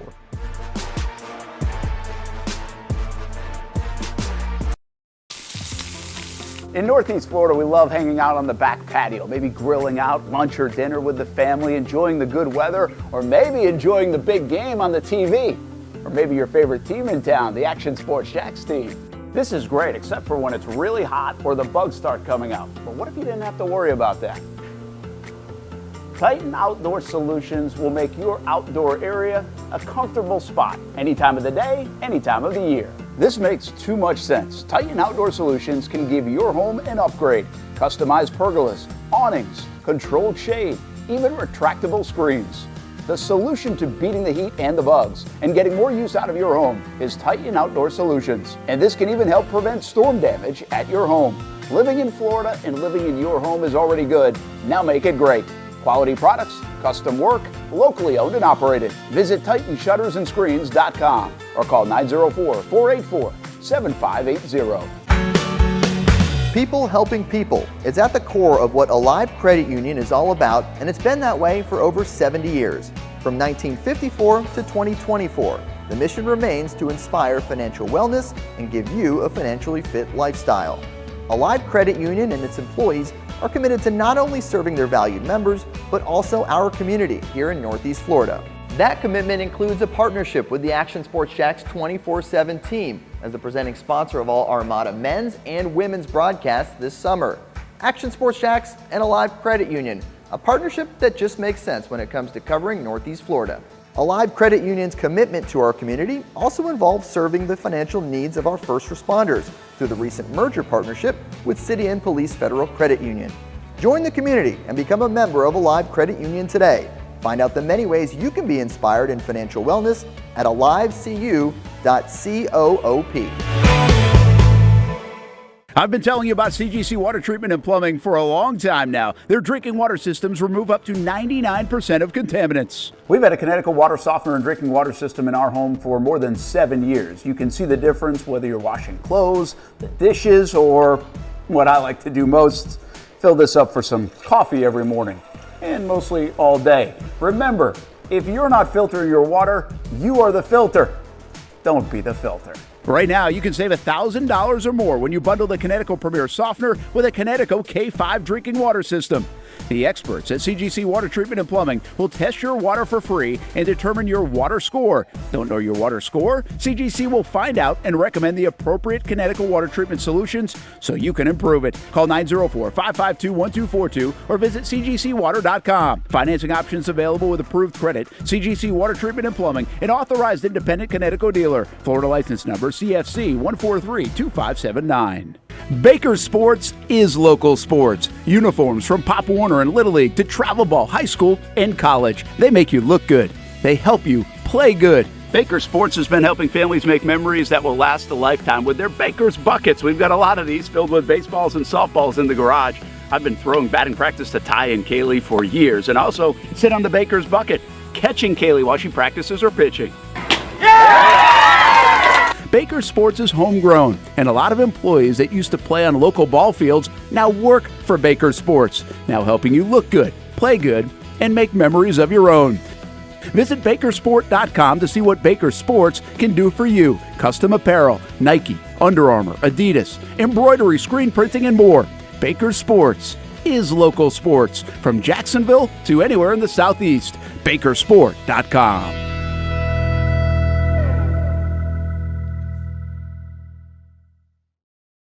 Everyone loves a good game night. Here you don't have to be the host. You don't have to clean up. They bring the food and drinks to you, and you can watch whatever you want on the big screens. It's more than a card room. It's a night full of fun with friends. Best Bet Jacksonville, Orange Park, and now the newest location here in St. Augustine, right off 95 at exit 311. A brand new clean room, a full bar and menu, my favorite sushi in town. And I love the fries too. You don't have to just play poker at Best Bet. That's why I come over here to the table games and play one card poker. That's a pretty good card and a win. One card poker is like war as a kid, you against the dealer. And this isn't the only fun table game to play. A friendly staff, a lot of fun. It's a good night out at Best Bet Jacksonville, Orange Park, and the newest location in St. Augustine. You can be a serious player or a novice. It doesn't matter. If winning equals fun, you're a winner every time at Best Bet. I'll save you a seat, and I'll see you down here at Best Bet St. Augustine. Welcome back to the Brent and Austin Show, streaming on the Action Sports Jax 24/7 network. Well, there's a look at our new show that starts tomorrow night, and I say ours, I say theirs. Austin Lane and Casey Kurtz talking some wrestling, the Scrap House. This is collegiate wrestling, high school wrestling, right? I mean, this is man. Olympic wrestling. Yeah, we're just gonna stay with a local wrestling coverage. No, obviously we're talking about WWE, AEW. We got SummerSlam coming up. We're gonna review, the past nights. Monday Night Raw episode. We're going to break down last Friday's SmackDown. Of course, Tony Khan, we didn't forget about you. Cut the check. We're going to break down AEW Dynamite as well from last Wednesday, which may have had the match of the entire year with Will Ospreay and MJF. Oh, well, there we go. It starts tomorrow on the Action Sports Jax 24/7 network. You can find it at actionnewsjax.com and also Action News Jax app. And, well, if you're watching at home after work, you can just go to your Roku or Apple TV or Google TV or Vizio or whatever you watch on and download Action News Jax Now app, and you can watch the show. And it'll be on demand and social media, too, so plenty of ways to catch it. But I think that's a show you want to catch, right? Because it'll be up to date with some of the new stuff happening each week in wrestling, too. Yeah, I mean, not say you can't go back and watch it on demand, but that 7 to 8 hours are pretty critical. No, of course. I mean, if you want to be up to date with the wrestling information from the previous week, then definitely tune in live to watch it or catch it up, the next day. But it's not something you can go back like a week later and check out, because then obviously you're going to be behind a little bit. So, if you could check it out live, check it out live. The goal is to shoot it at 7 live, and then that'll lead you right up into AEW Dynamite on Wednesday nights. So the Jaguars, what did I just say before the break? It's like I expect them to sign them before the regular season. How about before the end of this show? How about while we're in commercial break? The Jaguars signing, according to the national guys now, it's a done deal for Tyson Campbell. 4 years, $76 million for Tyson Campbell, which, by the way, is right up there at like $19 million a year in my quick math. So $19-20 million a year for a guy coming off an injury-riddled season and going into year 4. Was this the right move by the Jaguars? And what does it say that they're willing to go here with Tyson Campbell coming off that kind of season? Yeah, I'm trying to see where this is. So you say $19 million a year? Brent, I think if my math's right, 4 years, 76. Yeah. Okay, so $19 million a year. That's going to get him in the top 8. Top 8. There's a huge discrepancy, right? There's a 19 to 21 million. That's going to get you in Jalen Ramsey's realm and everybody else. And then there's a cutoff between like 11 and 14 or 15 million. There's like nobody in the 16, 17, 18 million dollar range, I don't think, per year. So on a per year basis, he's making more than Jalen Ramsey. Jalen Ramsey's making 18.3. Tyson Campbell's making 19. So that's going to put him up there around 7th, maybe a little before 6th, because L'Jarius Sneed is making $19.1 million a year, which is wild, where if L'Jarius Sneed's making $19 million a year and Tyson Campbell's making $19 million a year, like, I mean, I'm not saying Tyson Campbell's not that guy, but, I think L'Jarius Sneed has a little more of a resume at this point in their career. Well, this is going to come into what we did with the Trevor stuff too, right? It's like percentage of the cap and what it was, inflation and everything else. Yeah, but Sneed got paid this offseason as well. Was it this offseason or 2? He's with the Titans now. He played for the Chiefs last year. Yeah, so the Titans just signed him. Yeah, did they trade him? That was a trade, or did he just let him go into free agency? I'm not sure. I have to look that up. But the bottom line is Sneed did it for like a year. Yeah. Right? I mean, so he was... Tyson's got a good resume, and corners are tough to find. If you go down the list, you'll see it. We did this a couple weeks ago, that there's a separation. There's like 8 of them, and then there's like this window, this gap. There's really just a gap. There's, I think, 15, 16, 17 million. Nobody's getting paid that a year. And then it's like 14, 13 million, 12 million. There's that next group. They obviously thought he was in this group. I had somebody tell me it's going to be more than you think it's going to be. That's why I had somebody tell me just last week, and they were right. This landed in the spot that they said, rather than maybe we thought they could get maybe Campbell for 15, 16 million coming off the year. Not the case. It's 19 million. Again, percentage of the cap, inflation, numbers are different now. That's why he's making more than Ramsey, I would say, Austin. Sure. Sneed obviously getting done in the same time frame. Was he slated to be a free agent then this year, right? Is that the... Oh, no, he had another year. This would be his 4th year coming up, so after this year. After this year, okay. Yeah. Man. I mean, I get making him... Essentially, he'd be a top 6 paid cornerback in the league right now. I still think, there's some to prove. Did you really have a risk, though, of waiting to see what he could do this year? Because here's what my philosophy is. Let's say that Tyson Campbell, let's say that you wait like you did with Josh Allen, okay? And let's say that Tyson Campbell goes out there and is a Pro Bowler, he's a lockdown cornerback, and he's playing, I'm not ready to go above and beyond and say he's the best cornerback in the league, but let's say, he's up there. He's a top 5 cornerback in this league, unequivocally. If you were to, and once again, then you probably have to franchise tag him, right? And then you offer him a new contract. If you're going to offer him a new contract next year, would it be that different from what you would be paying him right now? Probably not. Yeah. Probably not. Because here's where I'm going. By a couple million. Jair Alexander's making $21 million. He's the highest paid cornerback right now from the Green Bay Packers. That started back in 2022, I think that was, when he got paid. I don't see him ever making. I don't see him making the most money, even if he has a great year this year. You know what I'm saying? I think if he was going to have a balling year, he would still be in the $20 to $21 million range. So, did they take a little bit of a risk of paying him right now, as opposed to let's just wait and see what we got? All right, he's the real deal. Okay, cool. Let's franchise tag him and pay him. Yeah, this one is a little bit.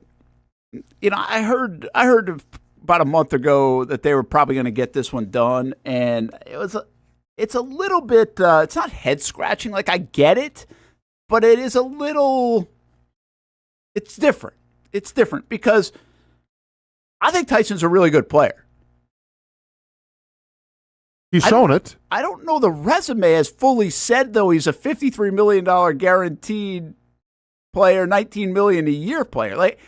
And I get you could make the case with Trevor the same way, but that works a little bit different. Trevor, if you take that 20-game stretch that Driscoll was talking about yesterday, he was one of the elite players in the game. Maybe there is a stretch of football like that for Tyson. I don't feel like it's been as lengthy. Mm-hmm. I don't feel like the numbers have been absurd, in terms of interceptions or anything else. Again, I'm a big fan of Tyson Campbell, so I'm not good for him. This is great. But this one does come with a little bit of what are they seeing? Why are they buying so much now? I'm a guy that wanted Josh Allen paid before he got paid. They didn't sign Josh Allen. You saw it coming. It was brewing. It was brewing, Josh Allen. You could watch the games and you could see it. I don't necessarily say that with Tyson, but I do think it's a very dynamic and tough position to lock a guy in, to get an elite player. And if you go down the list, go down the list. Are you even sold that Jair Alexander and Snead are these unbelievable players? Jalen, to me, is a really good football player. Really good football. I don't think you have as many of those guys at that corner position that you can be boom. This guy is lock it down for 5 years. Mm-hmm. And Tyson's a young player. Mm-hmm. I think there's other factors in here that go, okay, let's sign him early, get the flexibility, all those different things that you can do with the cap space. I think this is a little bit of, I'm going to go back to my Trent Baalke thing. He's checking boxes. If he wants to retire after the end of this year, he's checking more boxes. He's getting that 2021 draft class signed. Mm-hmm. They said they want to sign their own guys. He is signing his own guys, that 21 class. So, again, I don't mind this. I just would say this signing feels a little bit more surprising to me than any of the others at the high dollar rate that it is, at the top of the market. Yeah, especially because, going back to the Trevor Lawrence contract, obviously I gave my TED talk about that, broke that down. I got it because, all right, that's your franchise quarterback. That's the price of doing business. Inflation goes up every single year for the quarterback position. You don't really see inflated numbers year by year with the cornerback position. It's not like you have guys making monumental new contracts. Eventually Sauce Gardner might get paid, and maybe he resets the market a little bit. But like I said, Jair Alexander was the guy that reset the market, and that happened in 2022. So Yeah. if you have that information in front of you and you see it's not like an edge rusher, it's not like a quarterback where every single year these guys are getting more and more money. For whatever reason, it's not like that at the cornerback position. Then maybe why didn't you wait another year to see? Just to make sure to not have buyer's remorse. Like I've said it, like I'm a Tyson Campbell fan. I think he has a big year this year. Coming off the year where he was hurt and everything. But there's still the unknown a little bit. Like with Trevor Lawrence, there was really no unknown. He's your guy. There's no other plan. You're invested. Known. With Josh Allen, there is no unknown. 17.5 sacks. We've seen it. Brent saw it a couple years ago. A lot of people didn't. Brent did. He's a pigskin prognosticator. That's right, I am. If you will. But with Tyson Campbell, we can sit here and say, yeah, he's going to be a lot better this year when he's healthy, hands down. That's probably a fact. But do we know for sure that he's going to be the lockdown corner for years and years to come? I'm not sure if we can 100% say that. Yeah, I think that's fair. I think it's I think it's okay to like Tyson Campbell a lot and think that, hey, you got a really good player, and I do. I believe he's part of that 2021 class, and they do too. And they're like, well, we feel like we got a really good player, so why wait? We don't have to wait.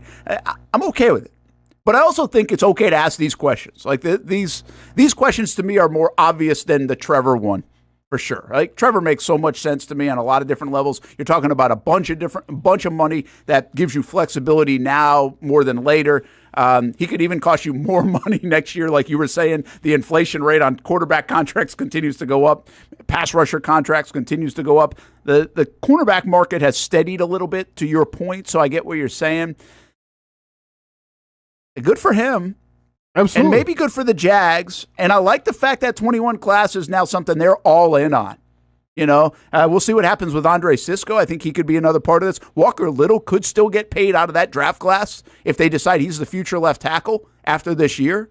So, there's a lot more that can still be done with that 2021 draft class, which will then go down as one of the best in franchise history if you can do all that. But I also think asking those questions are fair questions. I don't necessarily feel like the Jags are going to get burned by this contract. On a 4-year contract, what are you looking at? Or it's probably a 4-year extension. So usually after like 2 years of those, you can kind of rip them up and do things to it. So, it's really a couple of year buy-in before you're probably going to have to do it again anyway. If he's really playing at an elite level, he's going to want a different contract at that point. Sure. But now, and you know what I always say, Brent, it's not about the money, it's what the money says. And what the money says from a franchise quarterback, giving him what he got, that Joe Burrow type contract, is a lot different than what it says about Tyson Campbell now. What it says about Tyson Campbell now is that you're making that, Marlon Humphrey, that Trayvon Diggs, that L'Jarius Sneed money, which means is that when there's a good receiver on the field, you have to go out there and lock him up. Like that's what that money is saying now. Yeah.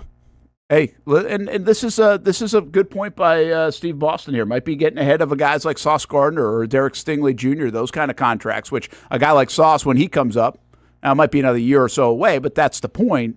That might be a monster one, right? Mm-hmm. So maybe those guys do tilt the market a little bit. Now, here's the other thing. Tyson's 24 years old, guys. Like, his best days are still ahead of him. 24 years old. The Jags have a 24-year-old franchise quarterback. They have a 24-year-old corner under these big contracts. They have a 26-year-old pass rusher. They've got, that's a football team that I saw ESPN do something like, hey, who's going to be good the next 3 years? The Jaguars ranked, I think, 11th or 12th on that list, and it's for reasons like this. They've got a lot of young players right now that they're core players that they've been able to keep and sign, and they just hope they're as good as you think they are. But that's part of the business. That's why you drafted them. That's why you develop them. That's why you bring people in free agency, because you think they can be good.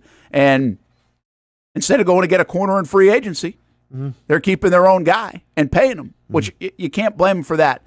You said it. What does the money say? What does this say? Well, this says they think he's an elite corner, right? Sneed, Ramsey, he's going to play for like an elite corner. We did this with Trevor. What does it look like when you're the franchise quarterback? What does he have to do? What does Tyson Campbell have to do? Well, he's going to stay healthy. He's going to come up with some big plays, but he's going to have that side of the field. I don't know if he's a traveling corner. That just depends defense to defense. But whatever side he's on, he's got to have it on pretty much lockdown. That's our expectation now, right? Absolutely. So I do wonder if do you think this is in any response to, I wonder the motivation on the Jag side. I get it for Bulky. This is a very ego-driven business, folks. Like, you got to remember that. When you have, like, there's a big part of me who, by the way, I'm a guy who defends Bulky a lot and more than others. But I also think ego comes into play. I think legacy comes into play. I think things like that come into play with these guys. And they know it, and they think about it. And so my view on Bulky this offseason, especially with the retirement reports, are I think he's thinking about it. He's probably thought about it. He's like in his early 60s. Why not? Right now, he's enjoying some success with this organization. I think he's put them in a pretty good spot. We can debate whether that 2021 draft class was Urban Meyer or Trent Baalke's. But guess who's putting his name on it? Yeah. Trent Baalke. Mm-hmm. He's putting his name all over that 2021 draft class. And to me, that's a sign of a little bit of legacy, maybe even a little bit of ego, and saying, hey, that was my class. Mm-hmm. Do I believe that he picked ETN or Tyson Campbell? Probably not. But he's owning the class. And so this has a little bit of that, I think, in it. And it's not necessarily wrong. I just think that's part of it. And I also have said this. This is an offseason where he is checking boxes, man. He's got Hines Allen signed. He's got Trevor Lawrence signed. He's got Tyson Campbell signed. If they win, would it be that surprising if he walks away and leaves it like that's how? This was a guy that when he left San Francisco was out of the NFL for 3 years. He didn't get a gig. He got another opportunity as a GM. Very seldom do. Get another opportunity. Very few do. Get an opportunity a second time. He did. And now to be able to say, hey, made the Jags into a winner. Look at that 21 draft class. Stamped it, found the franchise quarterback, found the franchise pass rusher. I mean, these are things that are going to go on his resume, potentially. And I'm not trying to paint this as like the most calculated thing ever, but I also think some of these things get factored in. I think there's a little internal motivation for the GM of this football team to get deals like this done right now. Potentially. And we'll see how it plays out. Maybe he stays for another 4 or 5 years. I have no idea. But right now, he could walk out the door if they have a good season next year and make it to the playoffs this coming season. He could walk out the door in January, February, whatever that is, and feel really good about the way he left it. Mm-hmm. And I think most people would talk that way about it. Mm-hmm. So this could be setting up some of that. I also asked the question about Josh Hines Allen. Is this a little bit of a response of, man, we should have probably signed him earlier? Is this an autocorrect from the organization on Trevor, on Tyson, or would these deals have been done anyway, just given the situation they're in? I mean, you're talking about it's off last season though. You know, like Tyson Campbell didn't have that great season last year. So like with Josh Allen, you could see okay, like it was slowly building up. Like you saw the potential there, right? I forgot like how many quarterback pressures he had, but he was right there. You know, he had 7.5 sacks, I think it was that year. With the cornerback position, it's a little different because your eyes don't like fool you. You know, can you cover a wide receiver? Yes or no? You know, is the wide receiver getting open? Yes or no? Like it's hard to. I think you can hide behind a little more analytics, a little more stats when it comes to an edge rusher. It's hard to hide behind those analytics and stats when you're a cornerback because you're on an island essentially by yourself. So, yeah, I get it with Josh Allen and everything, and then obviously re-signing Trevor Lawrence. But I think with Tyson Campbell, it is a little different because, you know, and once again, injuries do play a factor in this, but one would say that he regressed last year. Yeah, Daniel Griffiths, who we've had on the show before, he really dives into the numbers. Here's what he just tweeted. In 2022, Jags Tyson Campbell finished PFF's 7th highest graded CB in the NFL, collecting 9 PBUs, 3 interceptions, a lot of completion rate of just 58.5. So when I said earlier, like they paid Trevor in that 20-game window, they paid Tyson Campbell off the 22 season. Like that's what they're doing. They're taking that sample of football and saying, this is who we believe he is as a 24-year-old player in the National Football League. And he might even get better. Obviously, we hope he even gets better at 24. So that's a little bit of it. It's an interesting move. And by the way, I think a good move. I will say this about the Jags right now. They are walking the talk. Mm-hmm. Shad, when he talked around the stadium deal, but he talked in that kind of off-camera session with the media, he said, we have got to stop paying free agents. We can't keep doing this. This is not the way to win. This is not the sustainable way to win. You got to pay your own guys. You got to draft. You got to develop. You got to pay them. Oh, they're doing it. Right? I mean, I give him a lot of credit for that. And I think Shad deserves a lot of credit for this, too. He's writing these checks, man. Like, when you were talking about that money, that guaranteed money stuff, Yeah. those are checks coming from the owner. Not every owner is willing to write the amount of checks the Jags have written this offseason and really have written for the better part of the last 10 years. They're one of the highest spenders in the National Football League. But to be fair, like you're almost getting this all up front because the past couple you haven't had a lot of examples to re-sign people. So it's like, yeah, if you're Shad Khan, you're spending a lot of money this year and you're investing. I mean, I don't even call it spending money. You're investing in your players. That's what good owners do. But this has almost been a long time coming. It's just, unfortunately, the drafts haven't shaken out in the Jaguars' favor. It seems like the last decade we haven't been able to sign a lot of guys. But now going forward, you're finally starting to make those steps. And yeah, you got to write out the check. It's all part of the gig. Yeah, I would just say he's been writing checks, whether it's his own guys or free agent guys, for a while, though. I mean, they're spending an enormous amount of money, and a lot of this stuff you have to be willing to do it. Listen, they're all billionaires. Most of them are billionaires. They have a lot of money. It's not that they can't do it, but many from a business structure aren't willing to do it. Shad's been willing to do it, and I think the organization's in a pretty good spot because of that. It feels it. And just one more thing this offseason before camp starts tomorrow. Tyson Campbell extension, 4 years, $76 million according to Ian Rappaport. The numbers, that's $19 million a year. That's elite. That's elite, folks. He's getting paid like an elite corner, and hopefully he stays healthy and can play like an elite corner. Hey, speaking of the Georgia Bulldogs, Tyson Campbell got drafted out of Georgia. And his second-round pick, number 33 overall for the Jags in that 2021 draft class. Here's Marcel Robinson with the Georgia Bulldog Report. Welcome back to the Georgia Bulldogs Report, as always presented by GW Outdoor Solutions. College football is right around the corner, but before the boys take to the field, they've got to make a stop at SEC Media Days. The Georgia Bulldogs made their much-anticipated arrival at the podium on Tuesday. Head coach Kirby Smart was joined by Malachi Starks, Michael Williams, and Mandarin grad Carson Beck. The group will no doubt be the hunted heading into the season, but there's plenty of reason to be optimistic. This team has been fun to coach. I tell people all the time, we had 15 really tough spring practices, and that includes a spring game. I probably would only trade one of those in and say, could I do it over? That we got a lot out of those. I enjoy being on the grass with this group.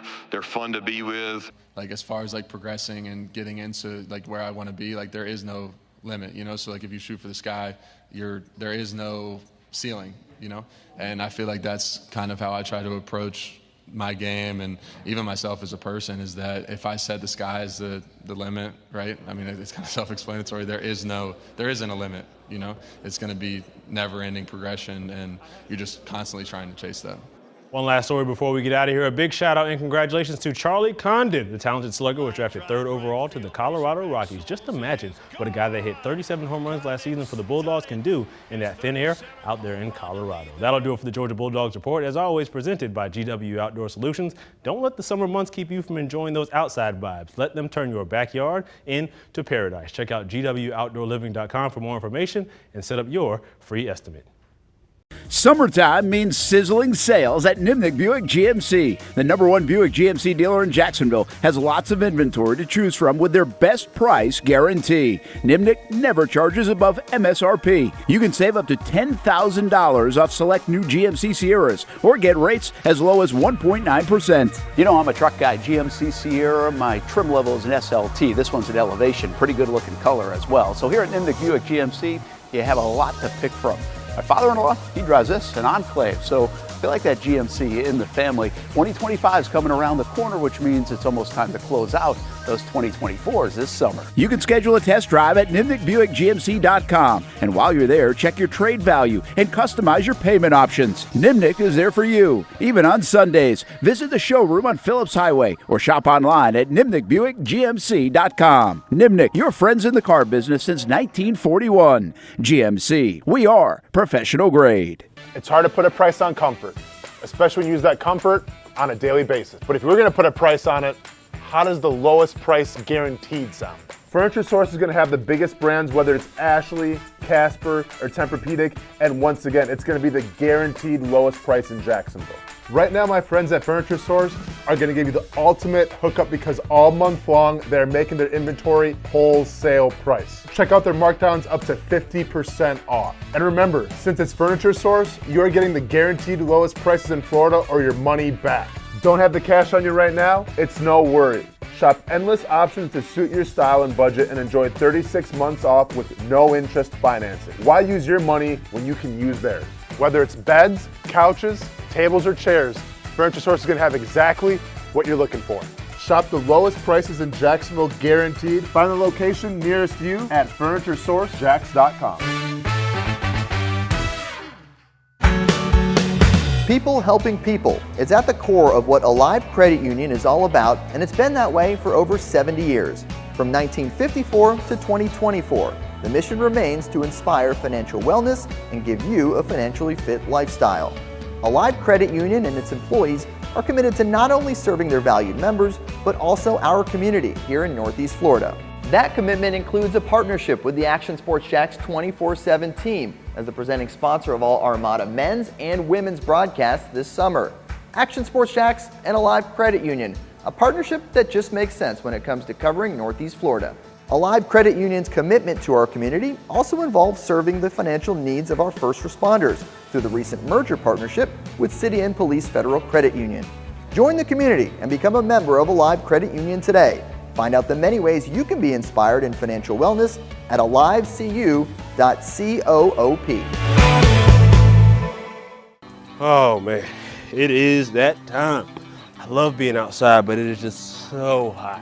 Oh my gosh, I cannot be outside. Well, you know, it doesn't have to be. As a matter of fact, I've got the perfect solution for you to be able to stay outdoors and not look like this guy.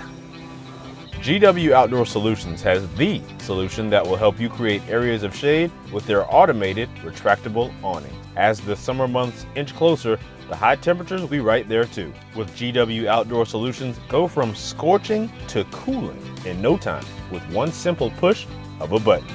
These innovative shade solutions not only provide protection from the sun and rain, but also add style and functionality to your home. Let GW Outdoor Solutions transform your backyard into paradise. Check out gwoutdoorliving.com for your free estimate.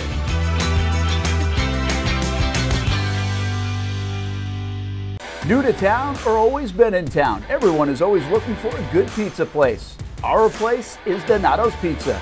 We love it and still do love it. When I tell my family I'm coming to Donato's, they say, wait a minute, you got to order some for us. So this is not all for me. Let me tell you what the Martinos get when we put an order in. Well, pepperoni pizza, we usually get more than one of these. And then there's the works, a little bit of everything. And then this is the pizza that can be polarizing for some out there. I don't know why. Hawaiian pizza, some love it, some don't. At Donato's, you're gonna love it, especially with that cinnamon sprinkled on top. Try the pizza my family likes or try your favorite. Right now you can use the code BRENT20 and get 20% off your order. Every viewer and listener is important to us, and at Donato's Pizza, every piece is important. From fresh ingredients to the dedicated team members and you, the valued customer. Donato's Pizza, where every piece comes together for a winning combination. Jack's Beach and Mandarin locations, Donato's Pizza. Every piece is important. Welcome back to the Brent and Austen Show, streaming on the Action Sports Jacks 24/7 network. Welcome back to the Brent and Austen Show. There's the beautiful Electric Center for the practices. Going to start up tomorrow. School is officially over. And joining in the classroom is going to be the newly paid, newly cemented Tyson Campbell with a $19 million a year contract. And like we kind of discussed, if you're just joining the show right now, it's going to be interesting. You know, it's not about the money. It's what the money says. And I think Tyson Campbell, you can kind of breathe a sigh of relief now, right? Because sometimes players get put in a position where it's a contract year. It's kind of going to make or break you a little bit. That's not the situation now. He's up there getting paid like a Jalen Johnson of Chicago, like a L'Jarius Sneed of Tennessee. So the Jaguars have made him their man, and now it's just about going out there and performing. And it really begs the question, And I'm trying to think back, and obviously I wouldn't know the answer in terms of second contract because, well, hey, never got my second contract. But when you think about it, do you almost feel more pressure to know, all right, I'm going into my contract year, I got to perform, or I just got paid and now I got to go out there and prove that I'm worth that money? I think you can kind of go either way with it, but I lean on the side of when you're looking for that new contract, when you're looking to get paid in a contract year, it almost provides you motivation to go out there and say, I want to get this money, as opposed to now with Tyson Campbell where you've got the money. The money says you're a top 5, a top 6 cornerback in this league, and they have to go out there and prove your worth. Well, huge news for the Jaguars signing Tyson Campbell to that extension, and now we get to see just how big a part of that defense he is. They obviously feel like a big one, so that is the news of the morning. What else is new? I just can't get over how much the Jags have made the news this offseason. I knew it was going to be a big offseason, but man, oh man, has it been something so far. Let's see. Tyson will be available to the media tomorrow as well, so he'll comment about that. Mike DeRocco tweeting this out. Owner Shad Khan doling out $272.8 million guaranteed on homegrown players here this offseason. So Jags have made a commitment to it. And listen, man, the organization should be in a good position. Like that's what's kind of cool. I've asked this. I said this going into last year. Now, up until December 1st, it kind of played out this way. I think I still believe this even coming off the collapse of last season. And what I said was, I believe the organization is in the best place it's ever been in. Ever. Mm-hmm. They've got an owner that is willing to spend money. That's not a knock on the Weavers. The Weavers were fantastic owners. But they've got an owner that wants to win. It feels like he's all in to win.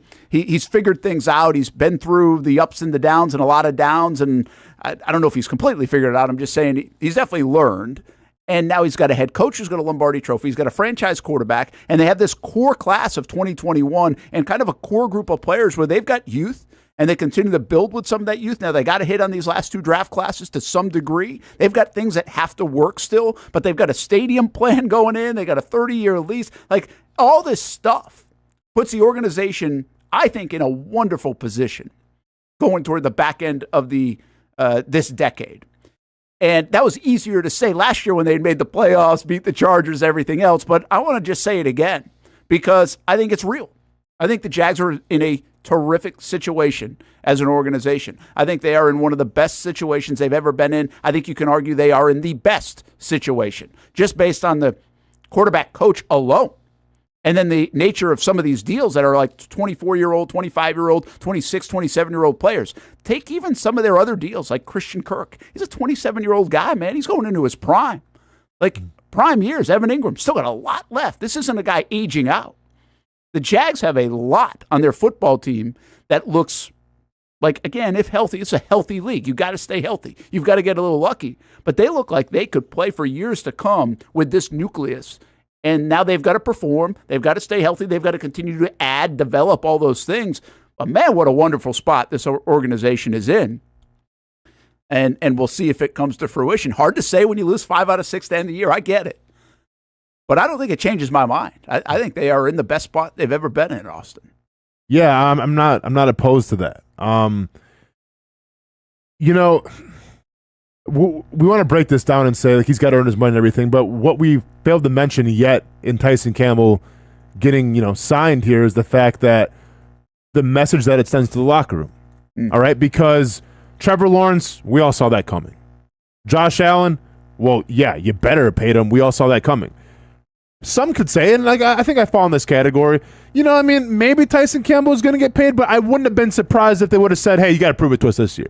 I think you would have been surprised. I think you would have been like, that makes sense, right? It's not like the Josh Allen situation. But it's showing that if you can go out there and, once again, Tyson Campbell, never been a problem in the community, never really been a problem in the locker room as far as we know. So if you can go out there, and represent yourself, quote unquote, that Jaguars way, and also have some pretty good performances on the field. Now, once again, last year maybe fell a little bit, but if you can just stick with it and stick with that vision, you'll be compensated.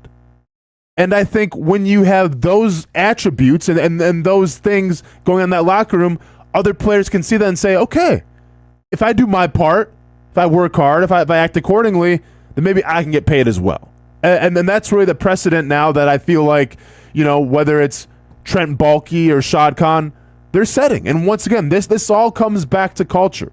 And we haven't had these conversations the past 4 or 5 years of the Jaguars re-signing all of these guys, right? We've had some big free agent signings, and that's been fun to talk about, but haven't talked a lot about the homegrown guys.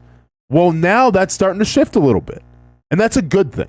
That's a very good thing. And listen, I think you got to give the organization credit for rebounding. We talk about Houston, how they rebounded from their disaster because it was about a 3-year mess. And look where they are. And they look like talk about an overnight success. Mm-hmm. They look like they're in fantastic shape too.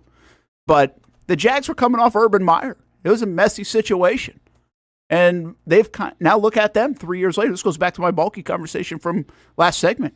Mm-hmm. I mean, he's part of it, man. I don't care who you give credit to, but the bottom line is this organization is in such a better position than they were 3 years ago. They're in such a better position than they were in probably some 5, 6, 7 years ago, definitely 10 years ago, like almost any time. My guess is when I say this, it sounds outlandish to people about the best position ever, but I think some of these outside factors change the game. Like you might have said 1998 to 1999, they were in a great – yeah, of course they were. They went 14-2. They only lost to the Titans. They were a very good football team. But did you project that team out? Because they got a hell of a lot of salary cap issues too. Like that's not going to be the case here. Like the young guys, the makeup of this team, and then you add the stadium stuff and everything else. I think it adds to my thought process of being. I think it's almost like hands down the best spot this organization has ever been in. Just add the stadium, add Peterson and Trevor. If you just take those 3 elements, it's hard to argue. I think with my point, and then you can add all the other things in there. So it's a big deal. It's a cool deal, but I go back to this, man. I think this season is so important to now sustain it. You build sustainability. Mm-hmm. We talked about this a little bit yesterday with Matthew Driscoll when he was in here. You've got to find sustained success. This organization hasn't had much of it since the 90s, maybe 05, 06, 07, and that for a blink. This is the Jags' chance to have sustained success. They feel like they're going to have it. They have core players now locked in, young players locked in, good players locked in. It's go time. Yeah. Like it is go time to make a run potentially like that 90s run. Mm-hmm. They can do it. Like this is a roster, I think, in a situation where the Jags could now do it. A little bit about the 90s. That was a situation where it kind of came out of nowhere because nobody would do that early in a franchise's history.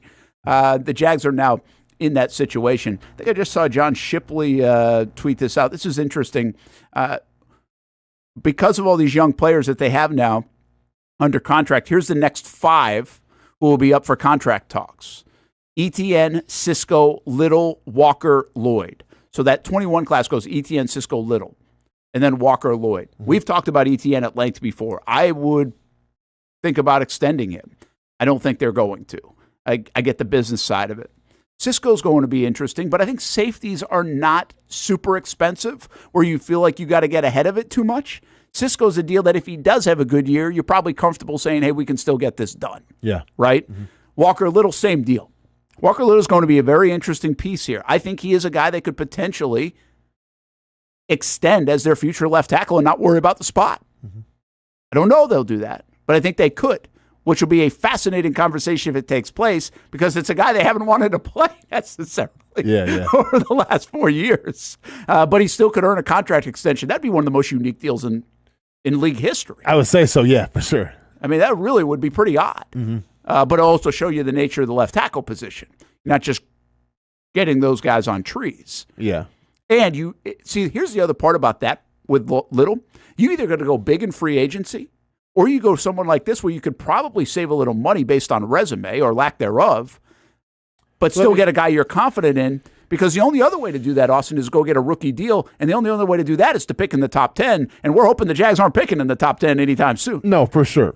I mean, I think, and I agree, like this conversation changes, I feel like year in and year out, but I'm still under the principles that, all right, the most important positions in football, quarterback, corner, edge rush, left tackle. You have a left tackle in Cam Robinson, who, and I get it, the whole steroid thing, right? Like the performance enhancers, sitting those games, like, yeah, that was rough. But, like, I don't see a repeat offense. Like, I don't think you ever see a repeat offense of a guy getting popped and getting popped again, especially in this era, in this climate. Are we wrong to think, I mean, is left tackle going to be open next year? You know, like, is Cam Robinson, like, they're not going to re-sign him no matter what? You don't think so? I would say no. I bet against even at left tackle. I bet against that because I think you have a more moderate potential deal with Walker Little. I think you can save some money there and probably not. I don't know the difference in play. And this isn't a knock on Cam Robinson, by the way. I just don't know. I don't think we know enough about. Cam's been in and out of the lineup. I think Cam's very good. I think everybody loves Cam around here for the most part. I'm okay with Cam being the left tackle. I'm just saying I don't know how much better he is than Walker Little because we really haven't had a good enough sample to figure that out because they can't play at the same time. But I do know this, Walker Little's going to be a lot cheaper of an option. Oh, without a doubt, yeah. Right? Mm-hmm. So from a business sense, I'd probably say, okay, Walker Little, and all those things that I said about Bulky and his draft class and owning the draft class adds up to say Walker Little's going to be the guy that gets signed. Okay, yeah. Let's be honest, you get 8 years out of Cam Robinson here, that turns out to be a very good pick. Mm-hmm. You know, back in, what would that have been, 17 or 16, 17 for the Jags. So, yeah, I would say I feel like Walker Little's going to be their left tackle going forward. A lot can change. Can change there. And we'll just see how that part shakes out. So ETN, Cisco, and Walker Little are next. And then you get to the Trayvons, Devin Lloyds down the road. I think that's still a year away, most likely. Although after this season, they could start to look into Trayvon Walker. Yeah. Will he be a guy they do? And they're showing now a little bit of a trend to lock these guys up early. Mm-hmm. Trayvon Walker goes and has 12, 13 sacks. Are they locking him up after the season? How can you not? But then, I mean, Cisco's all but done. Like, I don't know. I mean, I don't know how the salary cap's working. We're paying all these guys. Eventually, you got to have those hard questions of like, well, can we really afford to keep this guy as well, right? I mean, that's what I feel like. I feel like you just paid Josh Hines Allen a lot of money. You just paid Trevor Lawrence a lot of money. Tyson Campbell's making some money. You know, like how far can you go? I don't know. Okay. Yeah, I don't know that answer. Salary cap's not real, right? We're establishing that. That doesn't exist. Yeah, like you can really move a lot around. It's who was it that just came out and said I was watching a show? Oh, it was the Dallas Cowboys. They're like, well, we have to be careful. We can't pay everybody. It's like, well, yeah, I kind of think you can. I think you can. Yeah. Like, I really think you can pay everybody. And so, again, I would say the cost of doing business deals on maybe a potential Cisco, a potential Walker Little, those are, in today's day and age, those are like inexpensive deals if you were to sign them. Now, Trayvon's going to be a different story. I mean, when you sign Trayvon, if you did, can you spend $50 million at the pass rush position? Yeah. I don't know. But what I would argue is when we only have two of those guys, you have the best two in the league from a position standpoint. They're out producing everybody. Hell yeah, you can.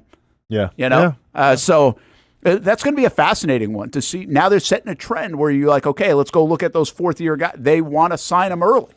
Mm-hmm. And Trayvon will be an interesting piece of this coming. Trayvon could make himself a ton of money this upcoming season. He might not have to wait a couple. Now, remember, the Jags do have a fifth-year option with him, too, because of the first round.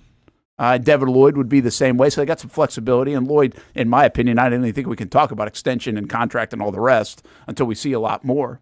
They are going. Here's the other part of this now when it comes to the Jags. We're going to take a break, but they have got to hit on these draft classes because if they want to get away from free agency and spending and what they've done in recent years, and they're spending on their core players, which will keep the free agency spending down, then you better hope this 23 and 24 draft class is pretty good in those spots. Of course. Right? Yeah. I mean, they have to.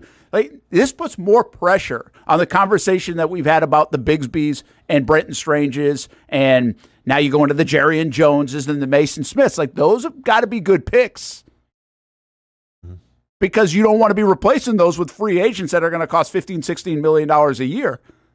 You want those to stay on young rookie deals and then extend them later. And sooner or later, you're right. You're going to have to let some people walk. Mm-hmm. The Baltimore Ravens have done this. Other good drafting teams have done this. You're going to have to make. But what a situation that would be. Yeah, we got to start breaking down. Man, who are we going to let go? When's the last time we had those conversations? Never. Yeah, it's been a while. Yeah, so more Austin excitement. Lane's going to Kansas City. Can't believe it. Yeah, more excitement. Well, listen, Kansas City had to do it, right, with Snead. Yeah. So, I mean, that's what happens if you draft really well. Mm-hmm. And maybe we can get to that point. I think that would be the next step for the Jaguars organization. If that's happening, the Jags are probably a perennial contender. Yes.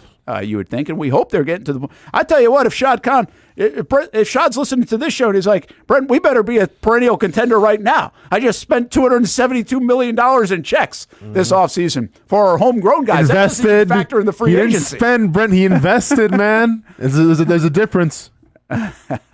We will see. Let's take a time out. Noon hour right around the corner. Tyson Campbell, the big story. He gets extended. What a way to finish the offseason for the Jags. I mean, they had one more move in their back pocket. Yeah. We were literally talking about Tyson Campbell. I said, hey, I think he's going to get extended soon. And then the news came out. He's going to get extended. So we have a Tyson Campbell conversation on our channels from today if you missed any of it, and we'll talk more about it, plus a couple other things to get to here in the next hour on the Brent Austen Show on the Action Sports Jax 24/7 network. By the way, we'll be live from camp in the morning on TV at 7 a.m., so I hope you can join us on CBS 47 and Fox 30, Action Sports Jax live at camp, and then we'll take the show on the road to camp on Thursday, 10 a.m. until 1 p.m. We'll be at Jags headquarters.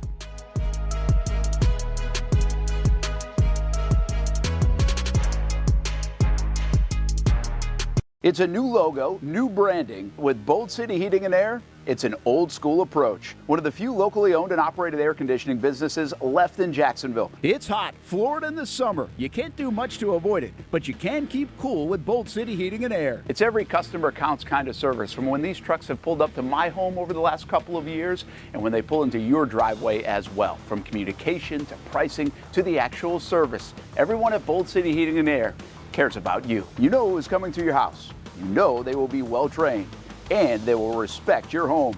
Air conditioning convenience at BoldCityAC.com. Stay cool while it gets hot. Bold City Heating and Air can help. Don't get caught sweating all summer. BoldCityAC.com, and they have financing to help. New systems starting at $110 a month and $50 off any repairs. Stay safe, stay comfortable with Bold City Heating and Air at BoldCityAC.com. Homegrown in your hometown. Building off a summer of terrific action at Southern Oaks Stadium, the Jacksonville Armada are looking forward to the future and the return of pro soccer in Northeast Florida. Season ticket reservations for MLS Next Pro are underway, and for just $100, you can lock in some great benefits when it comes to supporting the boys in blue.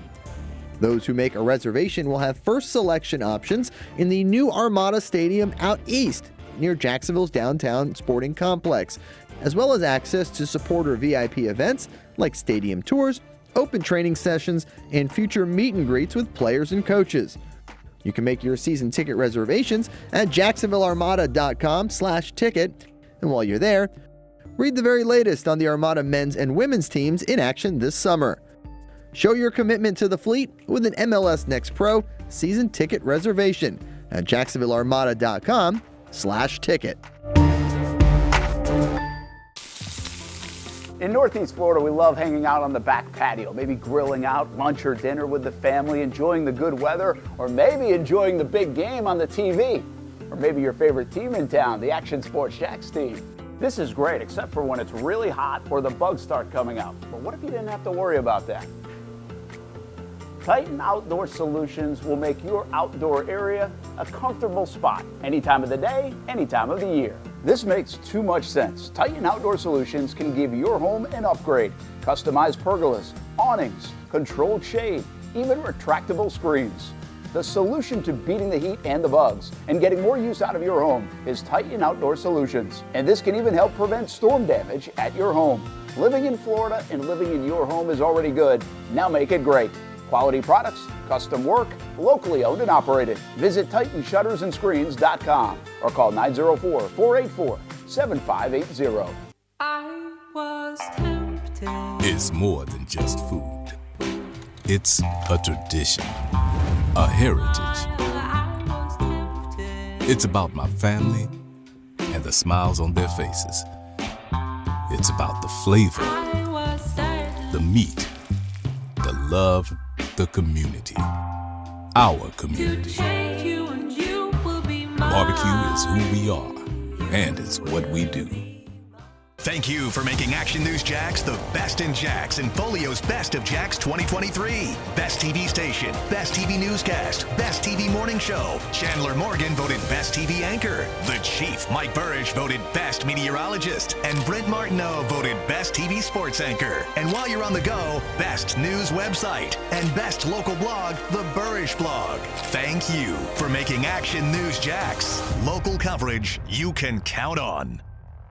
It's the place we party in football season with Jaguars All Access. Welcome to Spring Sports Brewery, everybody. Say hello to our guest tonight. That is Trevor Lawrence. You can bring your party or event to Spring Sports Brewery in Springfield any day and any time. Rehearsal dinners, corporate events, birthdays. Here at Strings, you can enjoy the inside area and the outside area. Good for any weather, good for any occasion.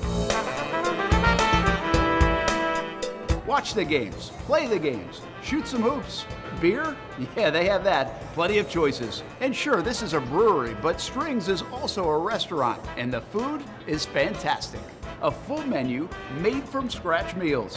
And if you need String Sports Brewery to help with a party at your place, they cater too.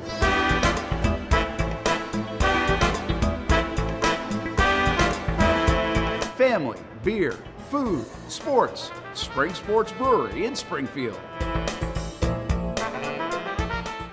Welcome back to the Brent and Austen Show, streaming on the Action Sports Jax 24/7 network. There's a look at the Miller Electric Center, all quiet right now, looking good and ready to go for you tomorrow as you head to camp. 8:45 practice starts. 8:15, Doug Peterson will talk after practice tomorrow. Now Tyson Campbell just got extended. We'll talk along with Trevor Lawrence is the plan. We'll also catch up with another player. We put some requests in for this week. So 1st and 10 training camp gets going tomorrow night for us at 11:15 on CBS 47, Fox 30. Of course, we've got the show 10 to 1. I'll be out at camp early in the morning, then hustle back here for the show. Thursday we'll be at camp with the show. So looking forward to that. Obviously, it runs right in the middle of our show. I got to get used to that. But everybody ready and set. And, well, here we go on the 2024 football season. Just a blockbuster off season. I don't know what else you can say about it. It's been unbelievable. And they finished with one more headline to finish the offseason, and with Tyson Campbell getting extended. So that's the big conversation today. Ironically, we're talking about this defense and who to watch, and Austin thinks and maybe the biggest person to watch on this defense was Tyson Campbell. And then all of a sudden, minutes later, the news of the contract extension came down. So you can find part of that conversation on Twitter right now that we clipped out, but also on YouTube and on the podcast. After the show will be up where you find your podcast. Just check out Brent and Austin, and you can listen wherever you listen to your podcast. Brent Martineau, Austin Lane. Speaking into existence, man, you talk about the Tyson Campbell contract that happened. So now let's talk about the Jaguars getting the retro throwback jerseys as primary. That's what's next. That's actually that's the next thing on the agenda now. You know, it's funny how many times I've heard that. And again, I'm a guy that just doesn't think about that in that context. I don't care, and I know a lot of people do. I just don't. And so I've been asked, they're like, oh, they gotta make it their normal jerseys again. They gotta make that's what people are on. Yes. Heck, even Andre Sisco, if you go back to the ceremony last Thursday, he was like, "This is the best uniforms in the NFL." Yes. Well, if they think it's the best uniforms in the NFL, why the hell would you want to wear them just once? Correct. Yep. So it's speaking to existence, Brent. So you asked this question, and we hadn't got to it yet. But now that part is done, and if you were to ask like Jags fans, you fill out a survey. You know, people they do these things, and so this is kind of the way I frame it in my mind. You fill out a survey, and you're like, okay, do you want better concessions? Do you want cheaper concessions? Do you want this, that, all this stuff? Well, high on the list for the Jags was for fans, throwback jerseys. They got it. So what's next? I mean, they're signing all their players. They're getting a new stadium. What's there left to complain about on the survey? It's call like it is, Brent. Complain about. I mean, do you see the Doug Peterson play calling thing being that big of a deal, or do you think like the fan base is kind of like, whatever happens, happens. Just make Trevor happy. Let me ask you that first. Well, I think this one is a hindsight answer. This is going to be a huge topic if things don't go well. Okay. But I also think Doug can rescue that easily by just taking them over. Mm-hmm. If things aren't going well the first 2 or 3 weeks, he's like, I'm calling plays, right? But it will be a topic if it's not going well, much like what happened last year. It was a topic because the offense was clunkier than we expected it to be. Mm-hmm. So I don't think it's going to be as I think Trevor's going to squash some of that. We're still waiting for Doug to say it. If he's going to say it, I don't know. But I think I'm kind of giving up on the conversation because I think I know where it's landing. Yeah. Press is going to be calling plays. Mm-hmm. So for whatever, and you've had good points on this, like why Doug doesn't want to come out and say it and everything else. But at some point, it's going to come out like, hey, Press is going to call plays, and Trevor's going to be like, I'm happy Press is calling plays, and everyone's going to be like, well, I'm happy because Trevor's happy, and then I'm happy until I'm not happy watching that scoreboard light up. Yeah, it'll come out week 10 when they score 3 points, and we're wondering what's going on, and we'll finally find out that Press Taylor was calling the plays. It was Press Taylor the whole time. He's the first scapegoat. Yeah. Right? I feel like Scooby-Doo. Like, let's see who's really calling the plays. Jankies, it was Press Taylor the entire time. Other things that you can complain about. I mean, honestly, like, I don't think I'm being crazy. I think the jerseys, like, I think the throwback jerseys not being the primary, like, used the whole year might be a complaint going forward. I really do. Like, I think they're going to look so great. And people are going to talk about them so much. And then you're going to go back to, the standard jersey, no. Would you call it piping on the numbers? Yeah. No piping on the numbers, no gold or anything. You go back to that, it's like, it's almost like it's the equivalent. And once again, I'm not like knocking on the Jaguars like current jerseys, but it's almost like when you have to take your car to, to get an oil change or like something's wrong with your car, you go to the dealership, they're like, oh man, we're way behind here. But you know what? Let's go ahead and we're just going to let you borrow one of our dealer cars. Happens to be a 2024, Maybach. Like, sorry, gas mileage is probably a little bad. You got to put premium gas in it, but we'll let you have this for the week. We'll get your brakes or whatever, fixed, and we'll have you back and running in no time. And maybe you're driving that nice fancy car. It's like, I don't want to go back to my old car. Go ahead and take your time on this. Take a month to put my brakes on if you must. I don't care. I like the current car. That's what's going to happen. Mark my words with the retro jerseys. Well, I think it is going to happen. I just don't know. Like, that's not an overnight solution and fix. There are league rules to do that. But like, the fans don't care about league rules. No, I get it. But okay. I think you're right. I think it is going to happen. Mm-hmm. I just don't. And I'm going to be leading the charge. Yeah, I don't even know the process. I don't know when they can do that again or if they can do that again. And I don't think they're going to do that, actually. I think they're going to utilize it as a throwback and in multiple jerseys. Because, again, 3 times, George told us that you can use these different uniforms 3 different times. Correct. So they have so many different combinations. I think they want more. The more, the merrier. This is like this is why you have extra toasty Cheez-Its and cheddar Cheez-Its and pizza Cheez-Its and all these different Cheez-Its because everybody likes to try different flavors. I mean, I understand because, training camp's starting tomorrow, so we won't be having this conversation a lot, I feel like, the next couple of months or so let's go ahead and do it right now. Doesn't it make a lot of sense, though? Because it feels like you're turning over a new leaf. It feels... What's the slogan of the season, Brent? What have we said? Just feels different. It just feels different. Trevor Lawrence. I'm Trevor Lawrence, and just feels different. Like that should be the slogan because it just does feel different. And when you bring in new uniforms, new jerseys and everything, like you tie those to the changing of the guard, to turning over a new leaf. And when we see those retro jerseys, what do you think of? You think of success. You think of winning. You think of culture. You think of tradition. Not hating on the current uniforms right now, but like you don't really associate a lot with them. Yeah, but see, this is a little bit of part of me, Austin, that I like the tie to yesteryear, but I think we're too tied to the old days of the Jags. Isn't this a great opportunity for this edition of the Jags to make these uniforms look cool and these uniforms married to winning. And not everything has to do with 1996 and 1999 and 1997 for the Jags, Jags franchise. I think that's was it always the Jags though, Brent? Was it always the Jags? Maybe it does. But maybe for it me, was it always doesn't. the Jags.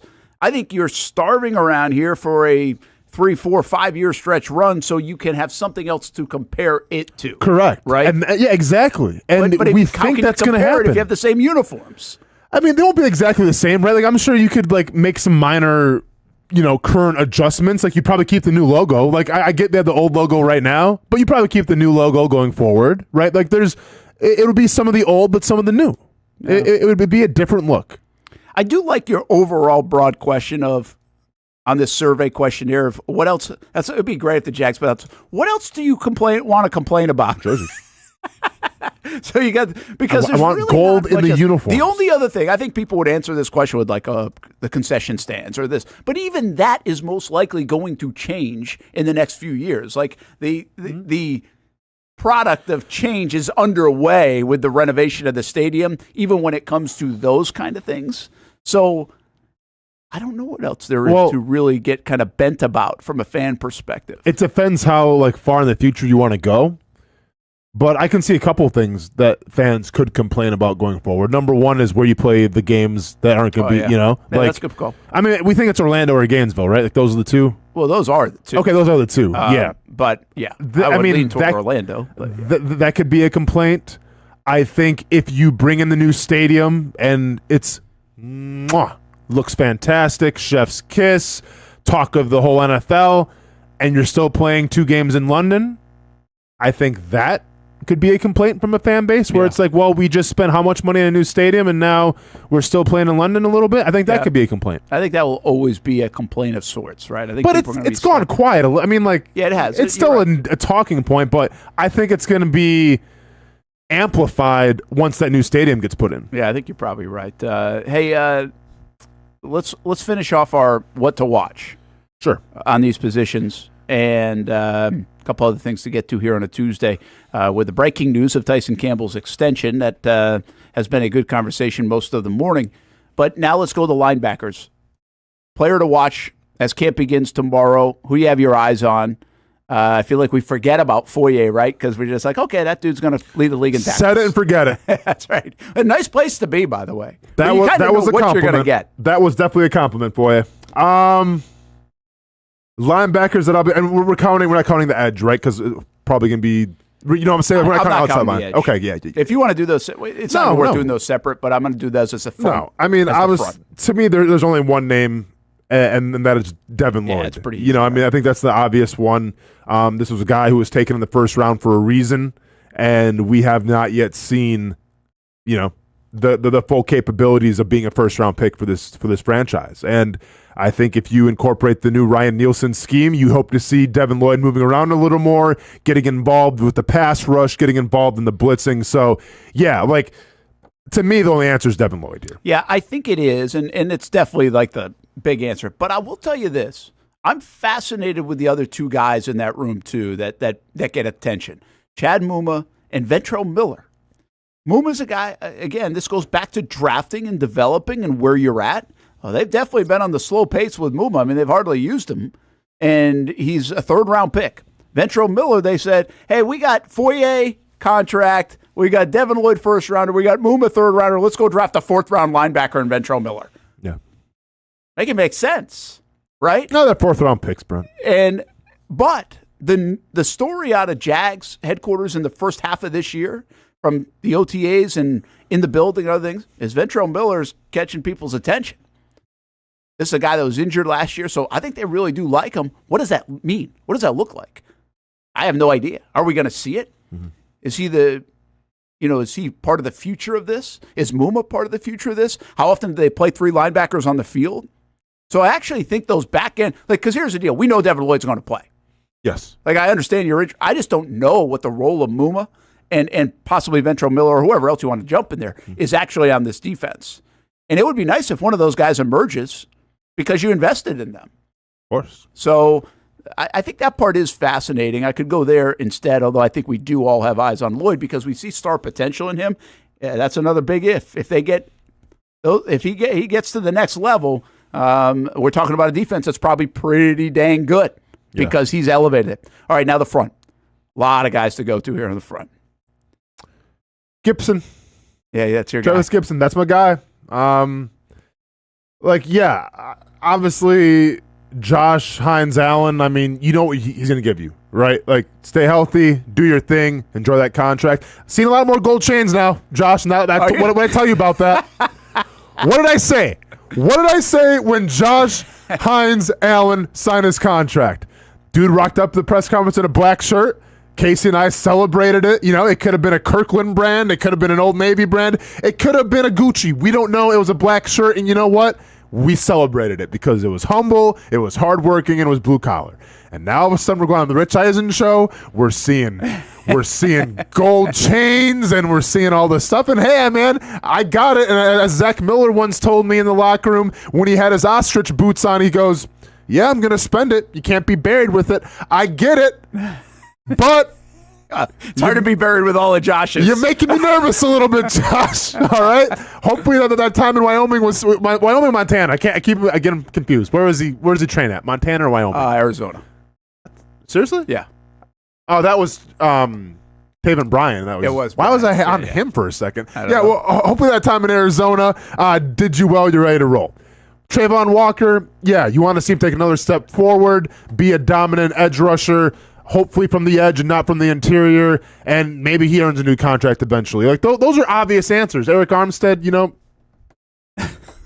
this is me hitting the panic button until further notice. We used to have a panic button on Action Sports Jack's primetime. Bring it back. Bring that thing back. Bring it back. Rob, go ahead and give me a panic button if you can. But yeah, to me it's Gibson because they need him to do well. Yeah. Right? Like there's a reason why you didn't draft an edge in the first couple of rounds. Like to me it says that we have faith in Gibson. There was some free agents available at the edge rusher position. You didn't go after him because you have Gibson. So, to me, the player to watch, the player that's, you know, I think we don't talk about him enough, but might have some pressure because he's got to do well too, is Gibson. Yeah, I feel like this is a hard one to really get a grip on who needs to play well for this team. My first thought here is Roy Robertson Harris. I think he can be a forgotten guy, but he's a guy they've really spent on over these last couple of years. They extended him, reworked his deal after initial 3-year, $21 million deal, I think it was. They saw something in this guy, and we've seen something in this guy. He's had flashes. He was named the captain last year of this football team. So now I think the heat's off him a little bit. I'm not sure how much heat was on him, but there's a little bit of heat off him where now he's a guy that could really factor in as either starting reps or depth reps. He's going to get reps. But then I go to this other player that I think maybe is the most fascinating on the roster.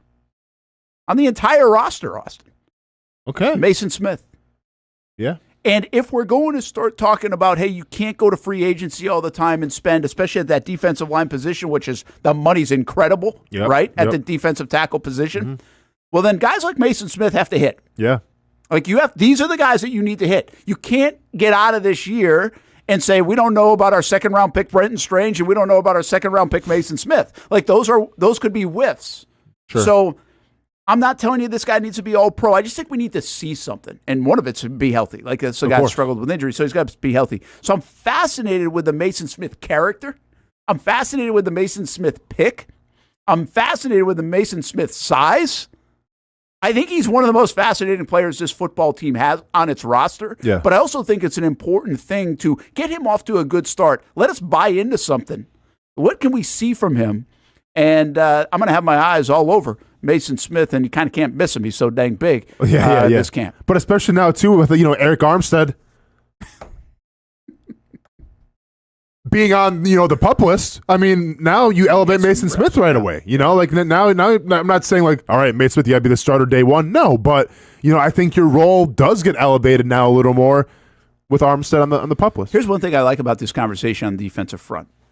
That we did, you brought up Josh Hines Allen, obviously a little more chains, but we don't really have oh no, what's Trayvon going to do? Like last year, it was Trey, right? Yeah. What's Trayvon going to do? He needs to take a step. He's the number 1 overall pick. We feel really good about that football player, about that young man as a football player. Like that's a great sign, right? Really good about that whole room. Yeah, I mean, really the whole can you name one guy where it's like let's go full circle on today's conversation. I think I like the individual parts. I think there's a lot to buy into. I think there's star potential on that defense. I think there's intrigue from Mason Smith to Jerry Jones to others. Yeah. I still don't have a feel for if they are good or not as a unit. Sure. I have no idea what it's going to look like. There's a little bit of a mystery there, in my opinion, with Ryan Nielsen. And so that's kind of the whole theme of today on this defense. But I don't disagree with you. I think they've got players at all levels that have been very productive. So from their base, you believe in them. From the Joshes to Trayvons to Foyers to Ciscos to Tysons. Yeah. And then there's others you can buy into, like, hey, that dude could be pretty good. Antonio Johnson, Jerry Jones, Mason Smith. I mean, the list goes on and on. But do things the right way as well. And, we're not. I mean, easy to root for. But that means a lot. Yeah. Because there's always some teams that have, oh man, this player is saying this or this.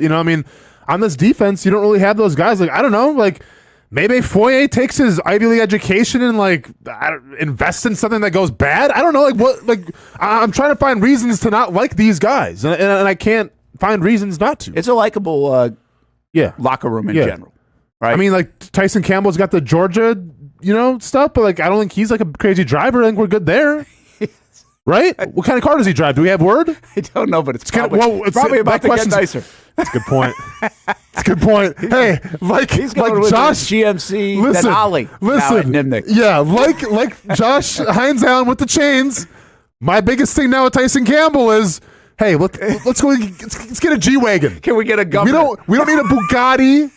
We don't need the new Ferrari. All right, let's get a dependable. Let's get a giant, large Cybertruck. If you played at Georgia, we want you to live close to the stadium so you can walk. Yeah.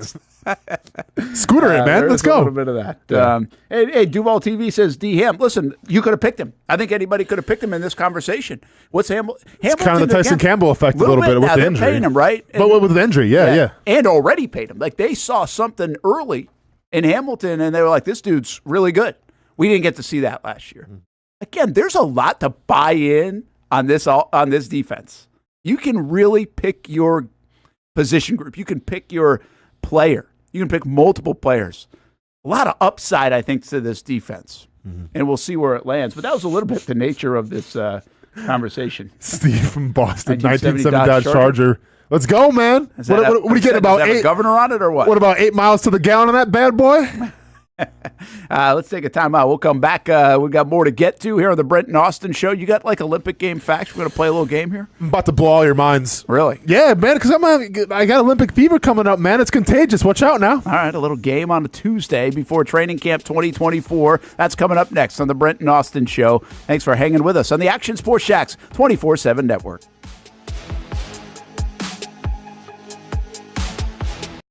New to town or always been in town? Everyone is always looking for a good pizza place. Our place is Donato's Pizza. We love it and still do love it. When I tell my family I'm coming to Donato's, they say, wait a minute, you got to order some for us. So this is not all for me. Let me tell you what the Martinos get when we put an order in. Well, pepperoni pizza, we usually get more than one of these. And then there's the works, a little bit of everything. And then this is the pizza that can be polarizing for some out there. I don't know why. Hawaiian pizza. Some love it, some don't. At Donato's, you're going to love it, especially with that cinnamon sprinkled on top. Try the pizza my family likes or try your favorite. Right now, you can use the code BRENT20 and get 20% off your order. Every viewer and listener is important to us. And at Donato's Pizza, every piece is important. From fresh ingredients to the dedicated team members and you, the valued customer. Donato's Pizza, where every piece comes together for a winning combination. Jack's Beach and Mandarin locations. Donato's Pizza, every piece is important. People helping people is at the core of what Alive Credit Union is all about, and it's been that way for over 70 years. From 1954 to 2024, the mission remains to inspire financial wellness and give you a financially fit lifestyle. Alive Credit Union and its employees are committed to not only serving their valued members, but also our community here in Northeast Florida. That commitment includes a partnership with the Action Sports Jacks 24/7 team as the presenting sponsor of all Armada men's and women's broadcasts this summer. Action Sports Jacks and Alive Credit Union, a partnership that just makes sense when it comes to covering Northeast Florida. Alive Credit Union's commitment to our community also involves serving the financial needs of our first responders through the recent merger partnership with City and Police Federal Credit Union. Join the community and become a member of Alive Credit Union today. Find out the many ways you can be inspired in financial wellness at alivecu.coop. Burgers or breakfast, you can get it all at Whataburger. Try something new on the menu or an all-time favorite like the Whataburger Patty Melt. And now you can have breakfast here at Whataburger 12 hours a day, 11 p.m. until 11 a.m. Menu items like the bacon taquito, sausage taquito, honey butter chicken biscuit. Whether you work the late night shift, just want a snack early in the morning to get your day started, or a little pick-me-up late in the morning, 12 hours a day, breakfast served, 11 p.m. until 11 a.m. A dozen locations in Jacksonville. You can order pickup or delivery and download the Whataburger app. New rewards members get free Whataburger items when placing their first online order. Just download the app. And for us coffee drinkers, Whataburger has all new hot coffee and iced coffee too. Satisfy that coffee craving at Whataburger 24/7, and it comes in a variety of flavors. Burgers, breakfast, coffee, and so much more. Whataburger, just like you like it.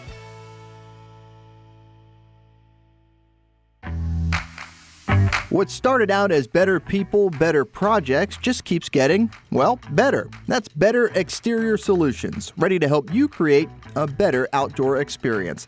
Check this out. Motorized pergolas are the latest in technology to transform your outdoor space. Beautiful day? Let the sun shine through. Summer rainstorm? These pergola systems close automatically to keep the weather out. From residential to commercial uses, Better Exterior Solutions has products customized to meet virtually any existing architectural structure.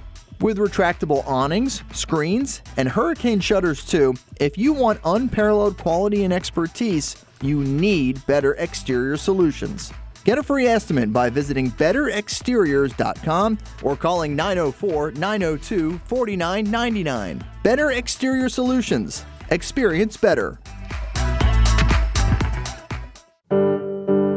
We all have our favorite spots in town to eat, drink, and have a good time. And once in a while, we try a new spot. This new spot will soon become your favorite spot. It's 1937 Spirits and Eatery in San Marco. Where else can you get unicorn fish? It was really good. They have local fresh seafood. Try a terrific burger or a Jack's Hot Chicken sandwich. The ambiance is perfect for any occasion.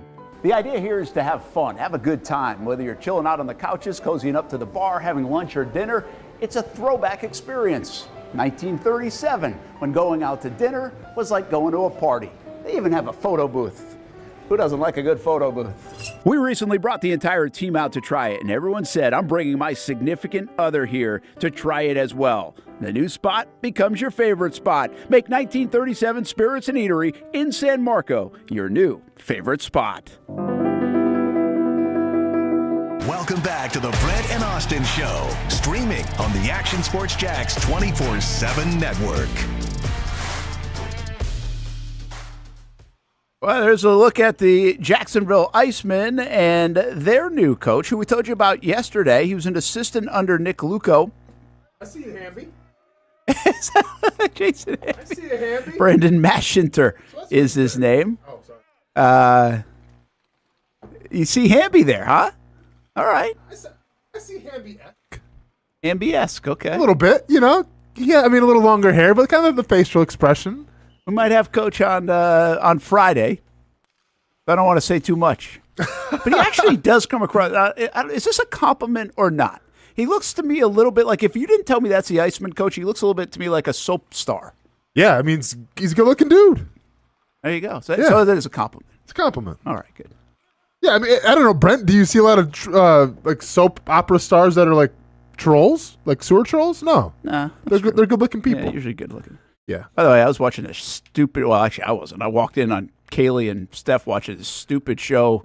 Yellowstone? No. Oh. That's a good show. Love Island.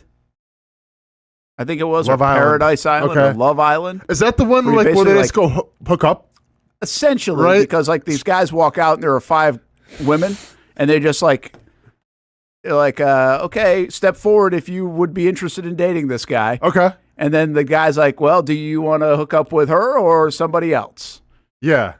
And So are they trying to find like marriage, or is it more just? it doesn't feel like it. Okay, yeah, I'm gonna sign up for that one then. That sounds good. What is it called? Love Island? I think it's Love Island. Maybe it's Paradise Island. I'm not sure. Oh, come on, man! I mean, it's one of the two. I mean, what's the difference? Yeah, Temptation Island. Temptation Island used to A be lot of island shows, right? Of course, that's a Yeah. good setting. That's an easy way to get there. Come We for should a go on an 2-week island and do our vacation. show. You know, You know what I didn't Brent realize? Austen on I the was island. talking to somebody the other day. They took a boat from, I think they were down in maybe the Port St. Lucie area, and they took a boat over to the Bahamas. And I didn't realize it was like that short. Like 120 miles. Like I think he said something like 3.5 hours. It was they were going like 35 miles an hour. It wasn't like a huge boat or a small boat. Yeah, yeah. And but I guess you can get to one of the islands that's associated with the Bahamas in like 60 miles. I just didn't Interesting. realize it was that close. Yeah. So if we want to go down and do a show, we just drop down to Port St. Lucie, Yeah. hop on a boat, Yeah. and go to the Bahamas. Sounds like the Brent Austen Summertime Spectacular 2025. Who's coming with us? Let's go, man. I've never understood like how those things work. Have you seen the artists sometimes will go on a cruise, like they'll host a cruise? Like you can have like the Zach Brown band. Oh cruise. yeah. Well, Chris Jericho does a cruise, like the wrestler. See, does a wrestling cruise. So I like, what's the business model? of I don't that? know, dude. I don't Like, understand if you're cruises Chris in Jericho, general. seriously, do you want to be with like 1,000 people on a cruise stuck? Dude, I don't be 1,000 people anywhere. Like I get that. Yeah, like, But there's got to be some crazy business model to that. no, for sure. So could we do a Brent Austen cruise? I mean, yeah, dude, cruises make me nervous. I'm sorry. Really? I can't. They make you nervous? I don't like being on a boat with a bunch of strangers and you're at the ocean. Like a couple years ago, for a gift for Christmas, me and then at the time my wife got a cruise, all expense paid cruise. Okay. And I looked to her, I go, absolutely not. Because number one, it was during COVID, like, not. Oh, yeah. But They were free secondly, then. yeah, they were giving. They were paying you to come on their boat. But also, even if it wasn't COVID, it's like, yeah, I'm all set, Brent.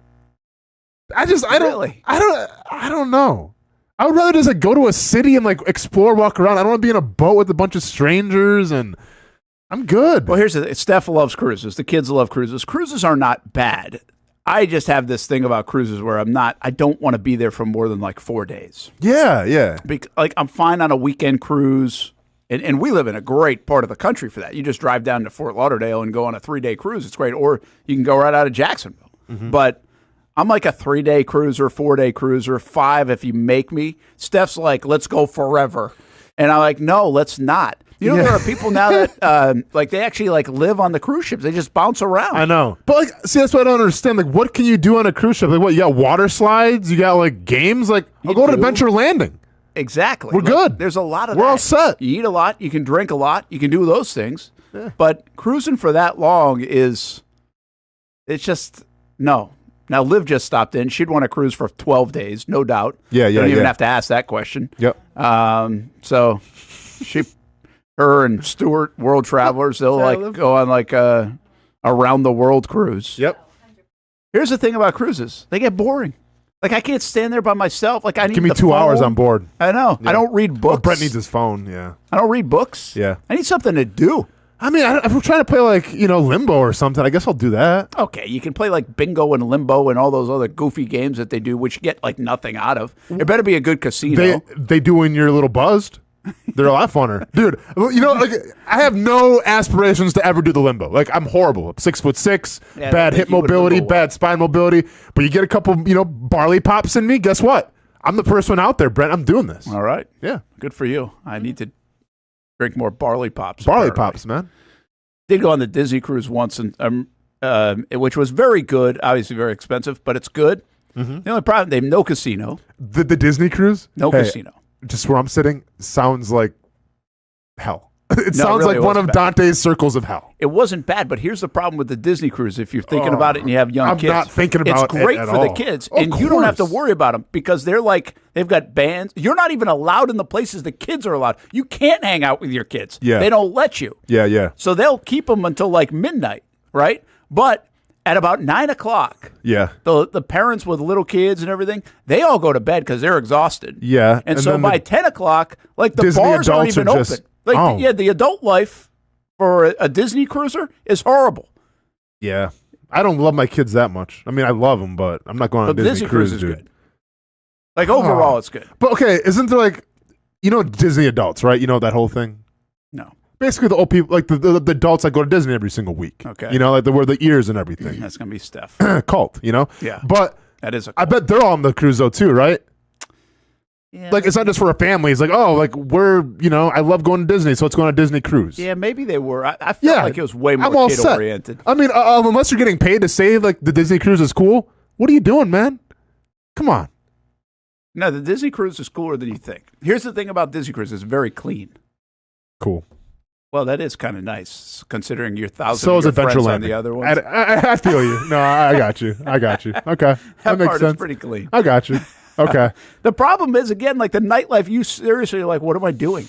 Let's Steph go. and I are like, what are we doing? Yeah, Like, let's go there's play nothing to Lion do. King trivia. What are you doing on a Disney cruise? Exactly. There's nothing to do. I'm all set. But it is pretty good for the kids. Yeah, the kids. Yeah. And if you don't want to spend time with your kids, it's even better.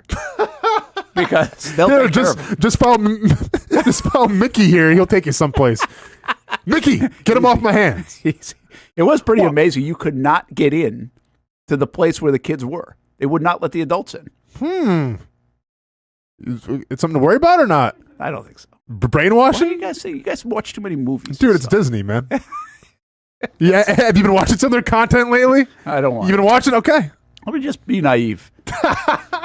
Hey, we've got After the Game coming up today on the Action Sports Shacks 24/7 network, a show we really love, and a new episode out with Bobby Ramsey and Kevin Sullivan, Josh Baker, presented by Baker Sports. Here's a little bit of a teaser with Bobby Ramsey talking about the Derrick Henry days.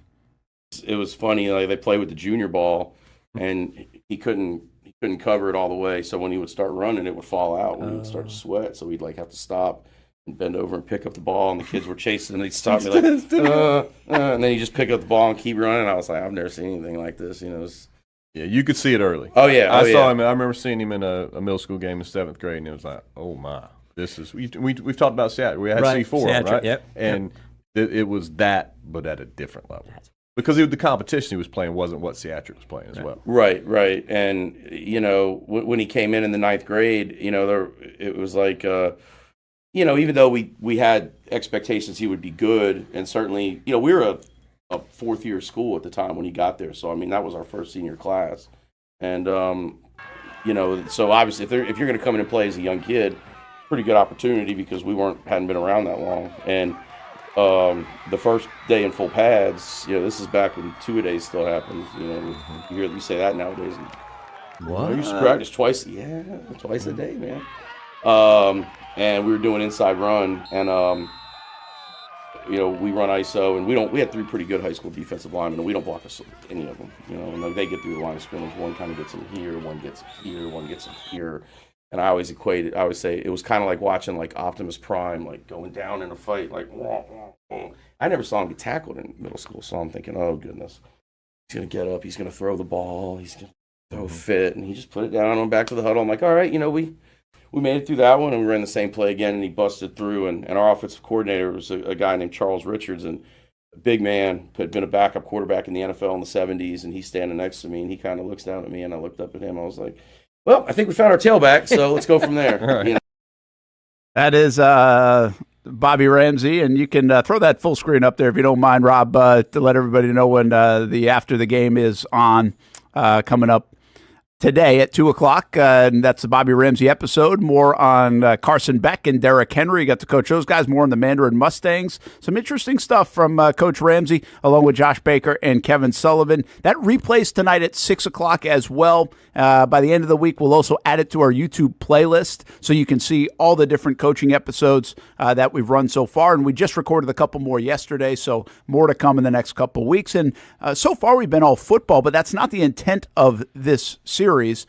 We will get into some other sports along the way. So if you're an upcoming coach, if you're interested in coaching, if you like storytelling, if you like high school sports, this is for you. It's really a good listen along the way. After the game coming up today at 2 o'clock, and then replays at 6 o'clock, and same deal on Friday on the Action Sports Shacks 24/7 network. Hey, quick thought from you on Tua, Purdy, and who's the other one? Jordan Love. Mm-hmm. Dak feels like he's in a different category. Are these things going to get done? I mean, Jordan Love holding out of practice, does that mean it's going to get done? It has to, right? It has to. I would think, but I thought Tua had to get done too, and I figured it'd be done by now, and it's not. So a question that I brought up, when I sent you this was, who do you think has the most leverage right now? Like, if you're the team, it's like, man, we got to pay this guy because he's really got us by the what. Like, who do you think that's going to be? Well, I think based on the reports and just coming, like the guy's not practicing, feels to me like he's got the most leverage. Sure. He also, there's a part of Love where you just don't like. He's in a perfect situation. He played 1 year. Mm-hmm. He played really well. You don't know what you don't know, right? You don't know the possible bad side. Yeah. You've seen some of the ups and downs of Tua. You've seen injury history a little bit of Tua, which was a major concern for a moment. You also can take Brock Purdy and you're like, listen, this is awesome, but how good is he as a $50 million quarterback because we got so much good around him so that you can poke holes in their leverage. What holes are you poking in Jordan Love's leverage when you got rid of Aaron Rodgers for him? You gave him 1 year to play and he delivered. No, I hear you, and he's out of practice. Going back to Brock Purdy, though, what holes can you really poke into Brock Purdy? You just want to say that, okay, he plays with great players? Okay, that's fantastic, but the guy still has gone 17-4 in his career. I get it. He's only lost 4 games. Yeah, but it's like, it's a Minshew argument in a way. Look at Minshew's numbers. Brent, Minshew hasn't lost 4 games in 2 years. Not the wins, losses, but the touchdowns, interceptions. Like, sure. You can make some cases. You're asking me who has the most leverage. I'm not telling you I wouldn't sign him. I'm not telling you shouldn't get paid. I'm just telling you that I think you can ride it out with Purdy longer because I just don't think everybody's knocking the door down for Purdy. I just think that a guy, and I agree with you, but once again, nobody's really knocking down the door for Blake Bortles, but like you justified paying him. The Jaguars did at least. Like when you go to a Super Bowl, I think that means something. Ask Joe Burrow about that. Brock Purdy now has been in a Super Bowl. Yeah. And by the way, that was his first year of starting the full season. He goes to the Super Bowl. So I understand, like, on paper, Jordan Love has the leverage right now because, you're threatening to sit out a training camp. I don't see, Brock Purdy doing that. But I think in terms of resume, even more than Tua Tagovailoa, even more than Jordan Love, I think Brock Purdy might have the best resume, regardless of what the guys look like around him. Okay, might have the best resume. Does he have the best leverage? What do you think? I think your own question. Listen, I think if you have a resume, I think you have leverage as well. I think he does. I'm going to err on the side of Jordan Love just because he has been around a little longer. Like with Brock Purdy, for instance. Like I said, this is going into his 3rd year. You can make a case and say, we got to see it another year. Now, you make that case and see what happens if he goes to another Super Bowl. You're about to pay him a lot of money. But I think in terms of overall leverage, I think it's very comparable between Brock Purdy and Jordan Love. Here's one last thing. In terms of leverage and power, who would you be most likely to franchise tag and see more? You're going to franchise tag Brock Purdy. Okay. Yeah. Because you could see more, right? You want to see that's the guy you know least about. Well, that's the guy you know least about, but also it's the guy that you spent the least on to get him. Yeah, that's a good call. And I do think Tua is an interesting one here. Tua is in a lot of respects, Tua is in a situation like Purdy where they've put a hell of a lot around him. Sure. Right? Love is, to me, that's why I think Love has the most leverage in all this stuff. Give me 1 year, I delivered. I also elevated people around me. Like, I waited my time. Like, I feel like there's... And again, he's out of practice right now. So he's actually made the first chess move to be like, all right, pay up or else. Of course. And I get the narrative of, like, in the Dolphins, you have a lot around you. I get the narrative of San Francisco, okay, you got a lot around you. The Jets had a lot around Zach Wilson. What happened? You still have to go out there and perform. I get it. It shouldn't mean you don't get paid. It's not the end-all, be-all. I just think it's a factor. Sure. Right. And by the way, if you always put stuff around these guys and you do your job as an organization, then you don't have to worry about the other side of it. Yeah. But at some point you ask the question, okay, when we don't have people around you, what is it going to look like? I think at some point maybe the salary cap comes into play, or a stretch of time like Mahomes or Brady or these other guys. We're going to pay you this kind of money. Can you do some of this by yourself? And I'll always say this. You don't need to necessarily do this when you're 23, 24 years old. It might be when you're 26, 27, 28 years old that you do that, a la Russell Wilson. Russell Wilson set up very nicely, and by the time they had to take some of that away, he was now a better quarterback, could handle that, could elevate people, could still put up numbers, and you could ask him to do more. So I think it's just more of a timetable thing of when that shakes out. Let's take one final time out here in the Brent Austen Show. Been a busy day, been a fun day, and we'll put a bow on it as we head into training camp 2024 tomorrow. Once again, we'll be live at the Mech in the morning on TV at 7 o'clock. Practice begins at 8:45. We'll see you there. We'll have 1st and 10 training camp starts tomorrow night at 11:15 on CBS 47 and Fox 30. And then Thursday morning, we will be live with the show, with the Brent Austen Show, live from the Mech as well, and then all our TV coverage too. So it begins in earnest on Wednesday. Can't wait to see you there.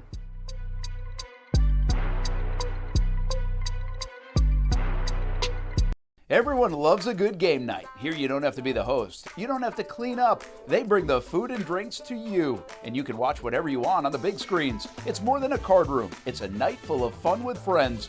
Best Bet Jacksonville, Orange Park, and now the newest location here in St. Augustine, right off 95 at exit 311.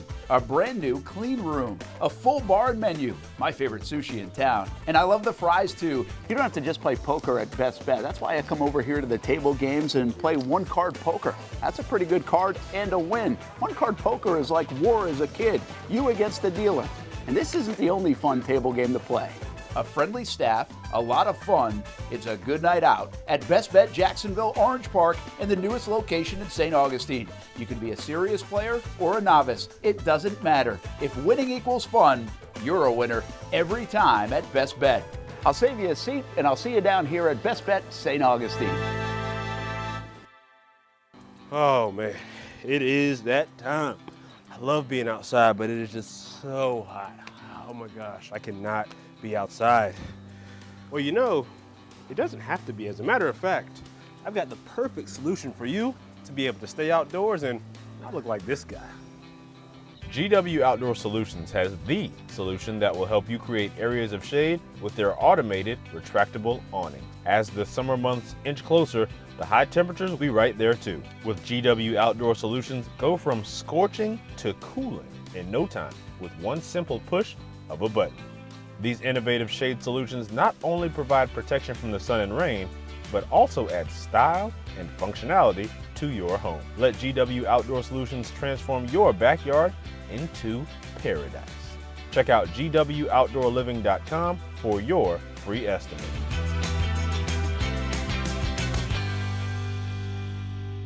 Summertime means sizzling sales at Nimnick Buick GMC. The #1 Buick GMC dealer in Jacksonville has lots of inventory to choose from with their best price guarantee. Nimnick never charges above MSRP. You can save up to $10,000 off select new GMC Sierras or get rates as low as 1.9%. You know, I'm a truck guy. GMC Sierra, my trim level is an SLT. This one's an Elevation. Pretty good looking color as well. So here at Nimnick Buick GMC, you have a lot to pick from. My father-in-law, he drives this, an Enclave, so I feel like that GMC in the family. 2025 is coming around the corner, which means it's almost time to close out those 2024s this summer. You can schedule a test drive at NimnickBuickGMC.com, and while you're there, check your trade value and customize your payment options. Nimnick is there for you, even on Sundays. Visit the showroom on Phillips Highway or shop online at NimnickBuickGMC.com. Nimnick, your friends in the car business since 1941. GMC, we are professional grade. It's hard to put a price on comfort, especially when you use that comfort on a daily basis. But if we're gonna put a price on it, how does the lowest price guaranteed sound? Furniture Source is gonna have the biggest brands, whether it's Ashley, Casper, or Tempur-Pedic, and once again, it's gonna be the guaranteed lowest price in Jacksonville. Right now, my friends at Furniture Source are going to give you the ultimate hookup because all month long, they're making their inventory wholesale price. Check out their markdowns up to 50% off. And remember, since it's Furniture Source, you're getting the guaranteed lowest prices in Florida or your money back. Don't have the cash on you right now? It's no worry. Shop endless options to suit your style and budget and enjoy 36 months off with no interest financing. Why use your money when you can use theirs? Whether it's beds, couches, tables, or chairs, Furniture Source is going to have exactly what you're looking for. Shop the lowest prices in Jacksonville guaranteed. Find the location nearest you at FurnitureSourceJax.com.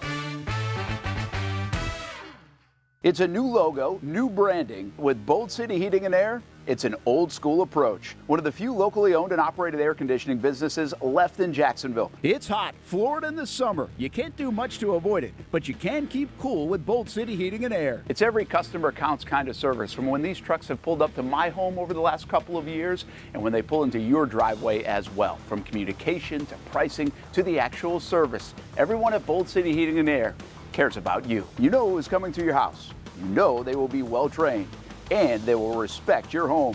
Air conditioning convenience at boldcityac.com. Stay cool while it gets hot. Bold City Heating and Air can help. Don't get caught sweating all summer. boldcityac.com, and they have financing to help. New systems starting at $110 a month and $50 off any repairs. Stay safe, stay comfortable with Bold City Heating and Air at boldcityac.com. Homegrown in your hometown. Welcome back to the Brent and Austin Show, streaming on the Action Sports Jax 24/7 network. All right, welcome you back here. A few minutes left in the show. Geez, just 6. This one's going by fast. Okay. Football season gets here and things go by quick. What do you got, Olympic game facts for us? Yeah, man. I mean, Olympics are right around the corner, Brent, taking place in France. I got that Olympic fever. I'm not sure how you're feeling about it, but you know what? It's on another network, so let's watch it on sorry. Telemundo. Should I not even do this then? No, Okay. Rob, you want to play it too as well? Because I feel like sometimes people think you're AI because you don't ever really say much on the show. and I want to showcase you, man. You want to play too? Sure, I'm in. Let's go, Rob. All right, he's in. So just some Olympic questions here, Brent. Some fast knowledge real quick. Make you guys a little smarter, but also feel free to play along. You ready to roll? Let's do it. All right. True or false? The majority of the gold medals featured in the Olympics are actually made of gold. I'm going to say false, or you wouldn't be asking the question. Rob? I'll counter with true. So there is like 6 grams of gold in said Olympic medal, but they are mostly made out of silver. So what are the silver ones made out of? Hey, man, take a guess. It's a good follow-up question. At one point, the Olympic uniforms were nude. Being naked. True or false? Are you talking about back in like Greek? Yes. I'm just I saying. would say that would make sense. I would say true. True. Good job. That is correct. It was considered a tribute to be butt naked as it was a tribute to Zeus. So athletes competed naked back in the Roman times. Well, the times in the 100 meters would be faster. Yes. Nicely done, Maybe. Brett. But also, if you're streaking at a game, can you just say it's actually my religion to kind of give Zeus his props? Well, yeah. What are you trying to infringe on my religion? Say, streakers out there. Little tip for you. Have the Olympics always been held every 4 years? No, I know that for a fact. They have not been. Well, because of them not having Olympics for a year. You're talking about. Well, COVID and stuff. there are some examples like pandemic. Yes, with the but I'm saying I think they besides the pandemic or besides a world war. I thought they went on a 2-year cycle at one time, and maybe even before that a longer cycle. So set aside from world wars and the pandemic and things like that, they have always been held for years because the Olympics follows the Olympiad, which is considered every 4 years, as opposed to the regular calendar, which is every year. Well, how about that? I was wrong. Yep. I mean, unless I was technically right because of the pandemic. Well, yeah. Which one? Okay, which of these? So there could be more than one. Were actually at one time an Olympic sport: croquet, sculpting, writing, painting, music. Rob, go ahead. It can be more than one. We got croquet, sculpting, writing, painting, and music. I would say croquet and sculpting, maybe. I was thinking sculpting back to the Greek gods days would Okay. make some But if there's sense. sculpting, there could also be painting. That is true. Okay. I don't think music, Okay. and I don't think writing. Okay. All of those events were once considered Olympic sports. Croquet, sculpting, writing, painting, and music. Can you imagine having to judge writing? Right? We all want to be an English teacher. Kind of is a matter of opinion, right? It's insane. It does. What do the 5 rings represent for the Olympic logo? Oh, no. Continents. There's 7 continents, though. Rob? I know, but they don't I guess care there's about nobody on Antarctica. yeah. That is correct, Brent. I think Rob agreed with you too. They represent the 5 inhabited continents. We got time for one more. We'll do one more here. How many? Well, I'm just trying to. Okay, how many condoms will be given out in France this year to Olympic athletes? I almost brought this up earlier in the show about the smoking. Yeah. It's like, but this is okay. Did I see something? I thought how many each? Yeah, how many condoms? Let's go ahead and round it within the nearest 10, like 10 away. Like actual 10, not 10,000 away? 10,000, whatever. Yeah, just let's see who's closer. 24,000. 24,000. Rob? 25,000. 300,000 condoms will be distributed this year for the Olympics. The record was back in 2016 when 450,000 condoms were distributed. Wow. There is a new Love Island. It's called France. I mean, yeah, I'm not going to say anything else. That's wild. Well, we'll end the show on that. How about it? We have a good Tuesday, everybody. After the game coming up at 2 o'clock, Young and Norvell show at 4 o'clock on the Action Sports Shacks 24/7 network. And we'll see you live from camp tomorrow morning on TV.